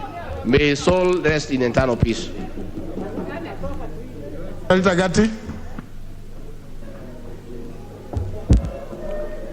Thank you, Mr. Speaker, for the opportunity to mourn my President, His Excellency Mwai Kibaki. Mr. Speaker, I will remember President Mwai Kibaki as the president of this country, Mr. Speaker, and I remember him specifically, Mr. Speaker, because the Jamhuri Day of 2011, Mr. Speaker, the president awarded me the Head of State Commendation Award, the HSC, Mr. Speaker. That is why I use HSC. That is an award, Mr. Speaker, that I received in 2011 from the president, recognizing the work I do in my community, Mr. Speaker. Mr. Speaker, sir, on behalf of the great people of Migori County, and on behalf of persons with disabilities that I represent, Mr. Speaker, in this House, I wish to send my condolences to the family and the people of Kenya. Mr. Speaker, persons with disabilities of Kenya are mourning the president, Mr. Speaker, who basically made their lives better in this country. Mr. Speaker, it is during Kibaki's time in 2003, Mr. Speaker, that the Persons with Disabilities Act was signed into law in this country, Mr. Speaker, and that has been a law that has made it easier for persons with disabilities of Kenya, Mr. Speaker, to actually have their lives and their rights recognized in this country. Mr. Speaker, it was during that time, and Mr. Speaker, going into 2008, when actually this country also, Mr. Speaker, as you may know, signed the UN Convention on the Rights of Persons with Disabilities, Mr. Speaker, making life easier for persons with disabilities. Mr. Speaker, I am a life member of Maendeleo ya Wanawake. Mr. Speaker, Maendeleo ya Wanawake in this country, women of this country, Mr. Speaker, are proud of President Kibaki, Mr. Speaker, because you know that President Kibaki supported Maendeleo ya Wanawake and supported women of this country, Mr. Speaker. We are mourning the loss of our president. Mr. Speaker, free primary education, Mr. Speaker. Children who would never have gone to school, Mr. Speaker, had an opportunity for the first time to access education, to see the classroom, Mr. Speaker, courtesy of our third president of the Republic of Kenya, His Excellency Mwai Kibaki. Mr. Speaker, for me, the first time I saw a superhighway was during his time, Mr. Speaker, coming to do a superhighway, Thika superhighway infrastructure. Mr. Speaker, we must give credit where it is due. And Mr. Speaker, I salute President Mwai Kibaki, and I ask that his soul rests in eternal peace. Amen. Thank you, Mr. Speaker. Member for Kadui. Sorry, honourable members, I'm still trying to coordinate out there. Thank you, Honourable Speaker. I wish, on behalf of my family, the people of Kandui, and the entire Democratic Action Party, to send condolences to the family, friends, relatives, and Kenyans for the loss of President Emilio Mwai Kibaki. Mr. Speaker, I had the privilege of serving with President Kibaki during the 8th Parliament when he was my leader of opposition between 1997 and 2002. Mr. Speaker, I also had the privilege of having served with him as my president, as both member of Parliament, and also as his special envoy to the African Union and Somalia, Mr. Speaker. Mr. Speaker, this is a great man, a great leader Kenyans have lost. He was a pillar of stability, Mr. Speaker. We all are aware of the things he has done for this country, ranging from free primary education, growing our economy, Mr. Speaker, building stable infrastructure, ensuring roads across the country, Mr. Speaker, and above all, making Kenya a liberal and open society with expanded democratic space. Mr. Speaker, as you are aware, he was the leader of the Democratic Party of Kenya, the party you now lead. The party that you now lead, Mr. Speaker, and I lead the Democratic Action Party of Kenya. Both our parties, Mr. Speaker, stand for expanded democracy, expanded democratic space in this country, Mr. Speaker. They can see the Honorable Chungwa laughing at it. It is true we stand for that, Mr. Speaker.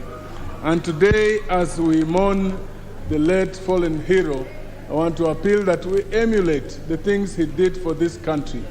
We emulate the things he did for this country, growing this country, ensuring equitable distribution of resources. He visited Bungoma, my constituency, and started Kibabi Teacher Diploma Training College. People had been praying for it for many years. Eventually, he started Kibabi University, and he did many people for which he's going to be remembered, Mr. Speaker. May his soul rest in everlasting peace. Amen.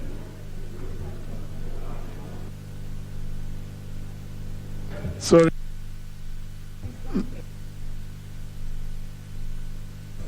I'm still trying to negotiate to see whether I can get you more. Member for Nyandarua. Thank you, Honorable Speaker.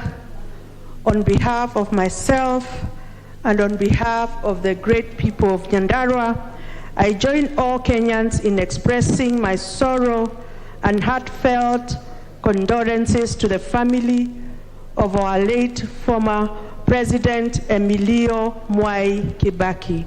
We are praying to God that he may give them comfort and strength at this moment of great pain.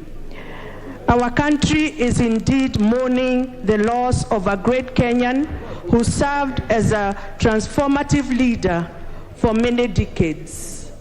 While we mourn our former president, we must remember to be grateful for his long life. We must also be grateful for his long stint in public service. Since the early days of independent Kenya, he served as a minister, vice president, opposition leader, and finally as president. His long story carries a significant lesson for us. He leaves with us a legacy of service, indeed a great man. The late Mwai Kibaki taught us that leadership is an opportunity to serve others and not to simply satisfy greed and fulfill selfish desires.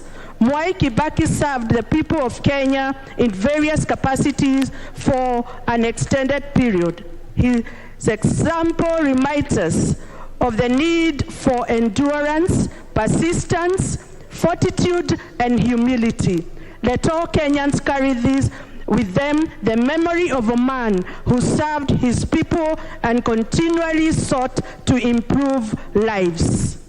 May God bless Kenya, and may his legacy of the late Mwai Kibaki always shine brightly in our nation. May his soul rest in eternal peace. Member for Narok North. Thank you, Honorable Speaker. I'd also like to take this opportunity to condole with the family of the late Honorable Mwai Kibaki and to tell them that the Kenyan people are with them at this particular time. Honorable Speaker, this is actually what we can call the end of an era. This one is actually the last of the founding fathers that has left us, and the history will always judge him kindly because he has been the best of the best as far as the affairs of these countries are concerned. Honorable Speaker, I'd like maybe to just say that, as they say, calm waters run deep. And I believe there is no deeper leader that has ever served this country more than Mwai Kibaki. In fact, many people will have seen his demeanor, self-effacing manner of living and of doing his work as a weakness, but it was a strength that actually made this country great after it was actually the precipice as far as its economy was concerned. He actually retrieved the economy of this country at the very brink when it was almost about to cross the Rubicon. Honorable Speaker, Honorable Kibaki taught us many things. The most important of them all is that a great leader is born, a great leader remains a great leader, and you do not have to be a gadfly to become a great leader. He became a great leader because he was meant to be, and he was. Honorable Speaker, the other lesson that we as politicians have learned from the life of Mwai Kibaki is that your family does not need to actually ruin the economy through theft, through corruption, or through actually dipping their hands in the till. He left a family that was clean. He left a family that did not have to benefit from the public largesse. And I think this is a family that should have been emulated, and we are very proud of that family. Honorable Speaker, I would like to also say that Honorable Kibaki taught us that endurance pays. He also taught us that you can actually fall once, twice, thrice, but as long as you want to rise up again, you'll rise up again and win the prize. He taught us that, and he became the president of this country after people had ruled him out politically. The people of Narok actually benefited from him through infrastructure like the Narok-Sekenani Road. And I think there are many things that he did for us. We got employment during his time, and he never segregated or served a particular community but served all Kenyans. May his soul rest in eternal peace. Thank you, Honorable Speaker. Member for Kikuyu. Thank you, Honorable Speaker, and allow me to join other Kenyans in conveying my heartfelt condolences to the family of the late President, those of my family, and the people of Kikuyu. Honorable Speaker, the late Honorable Mwai Kibaki goes down in history as the greatest president since independence that this country has ever had.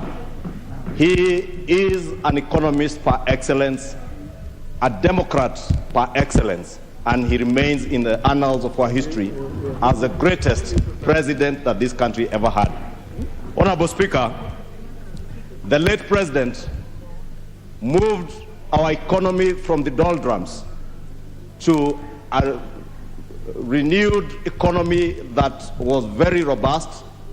And Honorable Speaker, he did that, increasing our revenues from an average of 180 billion shillings to close to 1 trillion shillings without having to arrest a single business person in this country, without having to close down a single business in this country. Unlike today, Honorable Speaker, when our revenues are dwindling and we are closing people's businesses, we are shutting down businesses of the likes of Tabitha Karanja, Humphrey Karaoke, and other innocent Kenyans down in Down Road, Nyamakima, Honorable Speaker. Honorable Speaker, the late president was a Democrat par excellence, Honorable Speaker. He knew his boundaries between the state that he ran as president and private business. He knew and understood what state capture and conflict of interest was, and he never entertained it during his reign as president of our republic. And we will live to remember Mwai Kibaki, the greatest president of our times. Honorable Speaker, it is sad that today, as a nation rises to mourn the death of President Kibaki, we also mourn the death of the democratic space that he helped open after the dictatorship of the Moi regime. We mourn the death of our economy that he helped to uplift from the doldrums. And in a short 4 years of the handshake regime, the economy has been taken back to where President Mwai Kibaki had lifted it from. How sad it is, Mr. Speaker, that today, as we mourn the greatest president of all times in this country, Honorable Speaker, we also mourn the death of our economy. We mourn the death of our then robust democracy, Honorable Speaker. And Honorable Speaker, we can only pray that those who tormented Mwai Kibaki, those who said that he's the hands off, ears off, everything off president, at his hour of death, we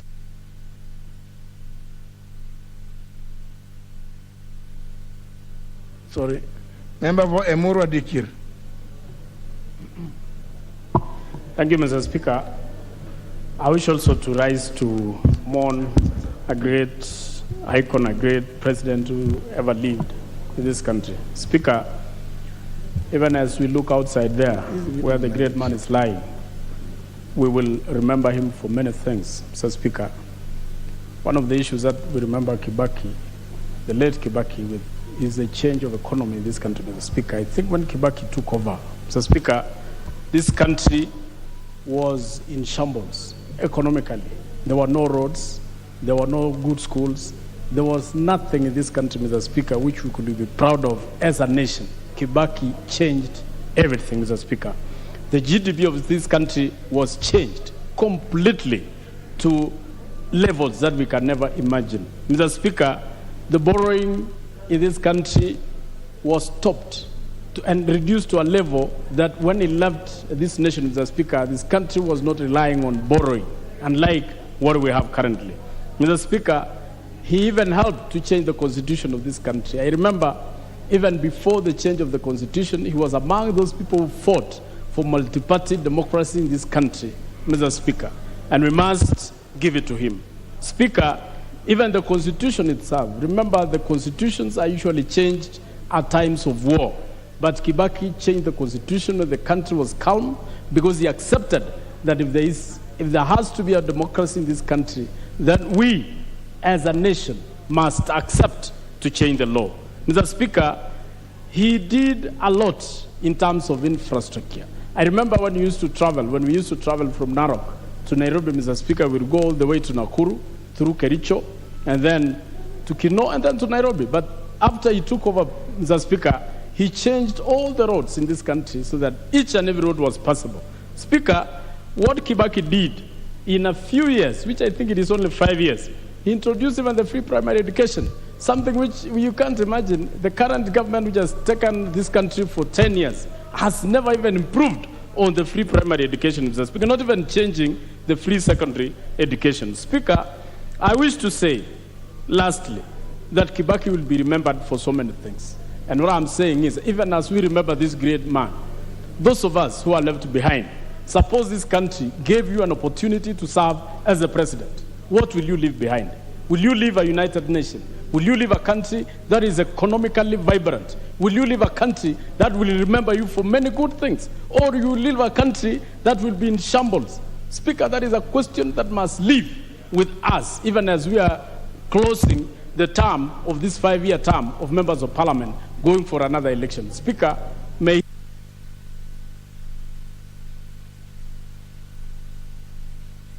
Rosanna. Thank you, Mr. Speaker.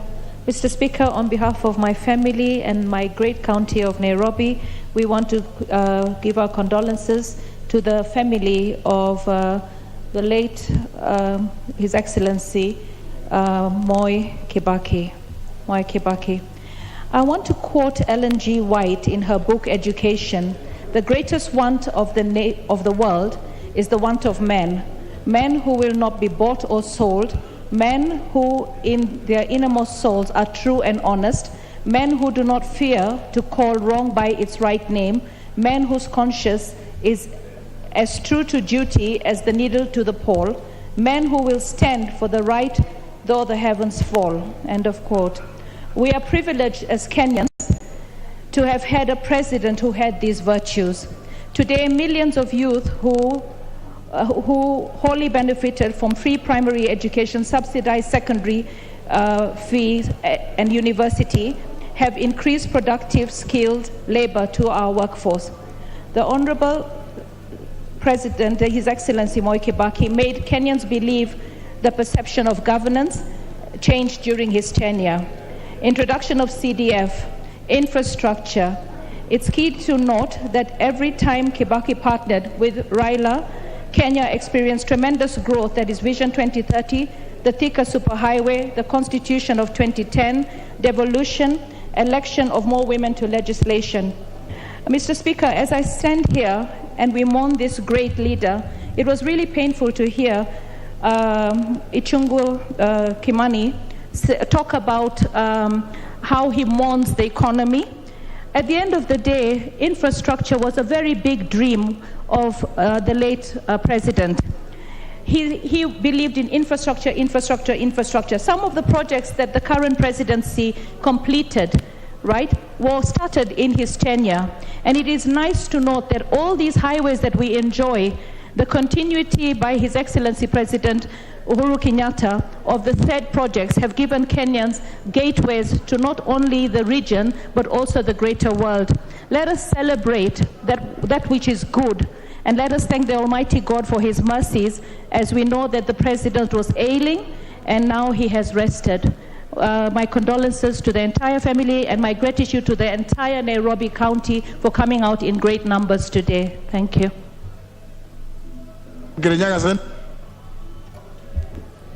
Thank you, Mr. Speaker, for giving me the chance to pass my condolences on my own behalf, that of my family, and the great people of Kenya Central, to the family, friends of the late President Mwai Kibaki. Mr. Speaker, the late President Mwai Kibaki was in a class of his own. He was a great man, a man who rose from being a humble shepherd in the slopes of Othaya to becoming the president of this great nation. He's a man who was involved in the improvement of the law in Kenya and also constitutional development in this country. He was involved in the enactment of the Independence Constitution, and more so the 2010 Constitution, which we all celebrate. He's a man who taught us humility through his deeds. One thing to remember, when he was demoted from being a vice president of this nation to a minister of health, instead of quitting, he went on to serve and served so well. Also, one has to remember, he's a person who really also taught us resilience. He's a person who contested twice for the seat of the presidency, lost twice, but went on to win the presidency in 2002. It's someone who gave this country new hope when he won in the year 2002. Especially, he taught us that our children need to go to school, all of them, and through that introduced the free primary education. He's a man who taught this country to believe in itself in terms of economy. When he was the president, we saw banks hawking loans because the economy had improved so much through his policies. He's also a man who, through him, taught us that in his own class, he was an academic giant, especially considering that those years when he went to school. He excelled very well academically and also went on to have masters in those early days. And I think it's true that this great man, we will always remember him, especially also his way and gift of being counted together even in the times of turmoil. Someone who never used to suffer fools, someone who never used to be harsh or even dictatorial throughout his management. In fact, he demystified the seat of the presidency in a way that we came to appreciate. You can criticize the president without being disrespectful. May his soul rest. Member for Kajiado South. Thank you, Mr. Speaker. Mr. Speaker, on my own behalf, on behalf of the people of Kajiado South and the people of the great county of Kajiado, I want to send my condolences to the family of the late President Mwai Kibaki, to the people of Othaya, to the people of this great country where he led for 10 good years, and say, Mr. Speaker, that first of all, I was the last Interior Minister of Kibaki's administration. Then it was called the Ministry of Internal Security and Professional Administration. And I just want to say that economically, Kibaki was a performer. Politically, he was a Democrat. Mr. Speaker, why do I say as a performer? You know, in my first term, 2003 to 2007, in my own constituency, Mr. Speaker, the Emali-Loitoktok Road was tarmacked by, the administration of the late President Mwai Kibaki. It was also in that time that the people of Loitoktok really remember the late president for giving us a district called Loitoktok District, where we used to come up to Nairobi and then go back to Kajiado to get our district services before, Mr. Speaker. Mr. Speaker, the late President Mwai Kibaki can be remembered for so many good things. Actually, it's just good to say that so far, he is the best president we have actually seen as a country, Mr. Speaker. In fact, we keep saying that he came a little bit too late when the term limits for the president were already in our constitution, Mr. Speaker. Otherwise, we would be very far, Mr. Speaker, as a country, if we had gotten that democratic leadership and also leadership based on performance was Mheshimiwa Kibaki, Mr. Speaker. I also remember personally that he awarded me with 2 medals. One was the Moran of the Golden Heart. The other one, he awarded me the Elder of the Golden Heart, Mr. Speaker, as a cabinet minister. And I benefited so immensely with his wisdom when I used to consult him on matters of security, matters interests of this country, matters politically. And finally, I want to say what he used to tell us in cabinet, that cabinet ministers find time for 3 things. 1, find time for parliament. That is where you will articulate issues. Find time for your constituent and find time for your family. So he was a great family man, and I would like to say, may his soul rest in eternal peace. Thank you, Mr. Speaker.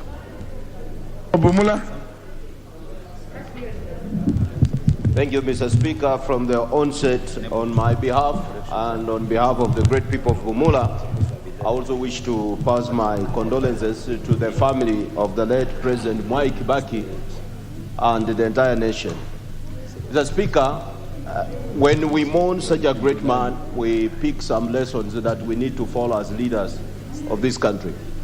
One thing that I realized with Mr. President, the late President, that every time, because that time when he was serving as the President, some of us were in the civil service, but every time we had opportunity even to visit him in the evening, you realize that he's sitting with men who could guide him on how to run this country. Mr. Speaker, as a leader, you need good advisors. President Kibaki had very good advisors, and Ambassador Mudavura was always there to see the kind of people that would sit with the President until late. And today we are here to celebrate the great legacy that he has left in this country, a legacy that will be discussed with generations to come, because he was a kind of leader who decided to put the country first and not positions. Mr. Speaker, today you go to the villages, if you talk of the devolution that we can enjoy is actually the CDF that was championed by the late President. Some of the children, when we talked of raising this country from the wilderness, you realize that before Kibaki became the president, there are people who are learning under the tree. The best classrooms, some of the places in this country were muddy walled classrooms, Mr. Speaker. But through CDF, today, you go in the villages and you wonder whether these are primary schools or colleges built by the CDF funds. So, Mr. Speaker, this is one man who knew that the country was actually in need of his leadership, and he was not such an insecure leader. He was such a consultative man. He could always give people permission to serve in respective ministries. When you listen to some of those fellas who served with him, they will tell you that they will go to him to consult for advice and see how best to improve this country. Mr. Speaker, to talk less or even more about this man, you realize that the massive infrastructure today that we enjoy in this country, people talk of Thika Road, but you go to even to the villages, you realize that some areas which had no tarmac roads, Mr. Speaker, because of the policy of this great man, people had to enjoy the infrastructure that they had never benefited since independence. I concur with one leader who said here, I think it was the leader of the chief whip of the majority, who suggested that actually such a great man should be remembered. And the building standing behind you, Mr. Speaker, because of your effort also bringing it up, be named Mwai Kibaki Towers, so that this great man can be remembered by this house.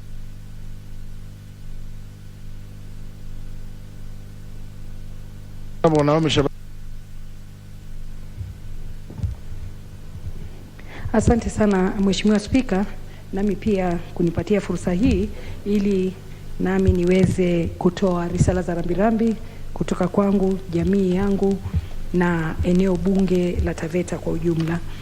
Mheshimiwa Spika, rais wetu wa 3 wa Jamhuri ya Kenya, Mheshimiwa Mwai Kibaki, alikuwa tu si rais peke yake, bali alikuwa baba mpendwa wa watu, mpenda maskini na kuhakikisha kuwa maskini wameinuliwa juu. Mheshimiwa Spika, nilipata fursa ya kufanya kazi naye kwa ukaribu, hata nilivyokuwa niko upinzani. Alikuwa kila mara alipenda kusikiza shida zetu za Taveta na kuweza kututatulia. Vile vile Mheshimiwa Spika, nilivyorudi awamu ya pili, tulifanya kazi na yeye akiwa rais wangu na vile vile akinipatia nafasi ya kuwa kwa baraza lake la mawaziri. Mheshimiwa Spika, baba huyu mpenda watu, baba wa taifa aliyekuwa si mwingi wa maneno alikuwa mwingi wa vitendo. Alikuwa anataka kusikia Wakenya wanapata faida gani, na ukitaka kumweleza chochote ni umwelezee kuwa Wakenya watafaidika vipi. Mheshimiwa Spika, Mheshimiwa Rais Kibaki alivyokuwa na upendo kwa watu wake, alikuja na njia ya kufanya kazi tofauti sana ambayo nilikuwa nimetoa shukurani kwake. Nakumbuka baada ya vita vile ambavyo tulikuwa navyo na matatizo tuliyokuwa nayo baada ya uchaguzi wa 2007, alikuwa mtu ambaye alisimama kidete na kuhakikisha kuwa Wakenya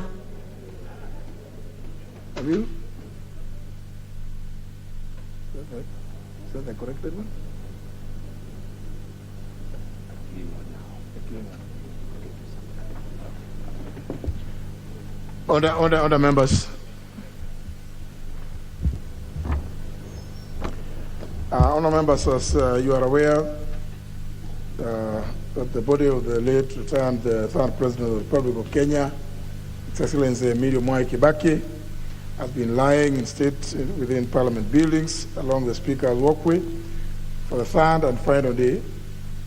In this regard, today's sitting has been determined to end at 4:45 p.m. to allow certain steps attendant to the departure of the body of the late retired President to take place before 6 p.m. Therefore, this is a sequence of what is going to follow. Debate in respect to the motion under order number 8, for which the mover has no right of reply, has just ended. Now, the Speaker's procession will leave the chamber as usual.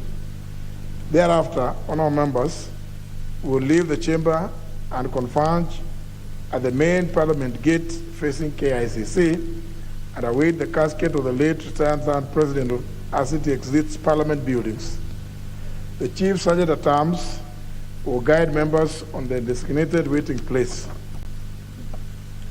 The Speaker, the two leaders of the majority and minority, or the whips, and the Vice Chairperson of the Parliament Service Commission, the clerks of the table, and both the leadership of the Senate will assemble at the Members' Lounge to join the family of the late retired third President of the Republic of Kenya. The leadership will thereafter converge at the Speaker's walkway to form a procession to escort the casket, together with two representatives of the family and the Kenya Defence Forces team. On arrival of the casket at the late retired third President at the main gate facing KICC, all members are requested to await the playing of the national anthem and the East African anthem before the casket is loaded onto the carriage to exit Parliament buildings. The parliamentary procession will symbolize the House paying its last respects and honoring the late retired third President for his service to the House. The House, honourable members, time being 49 minutes past 4, stands adjourned until Tuesday, 10th of May, 2022 at 2:30 p.m.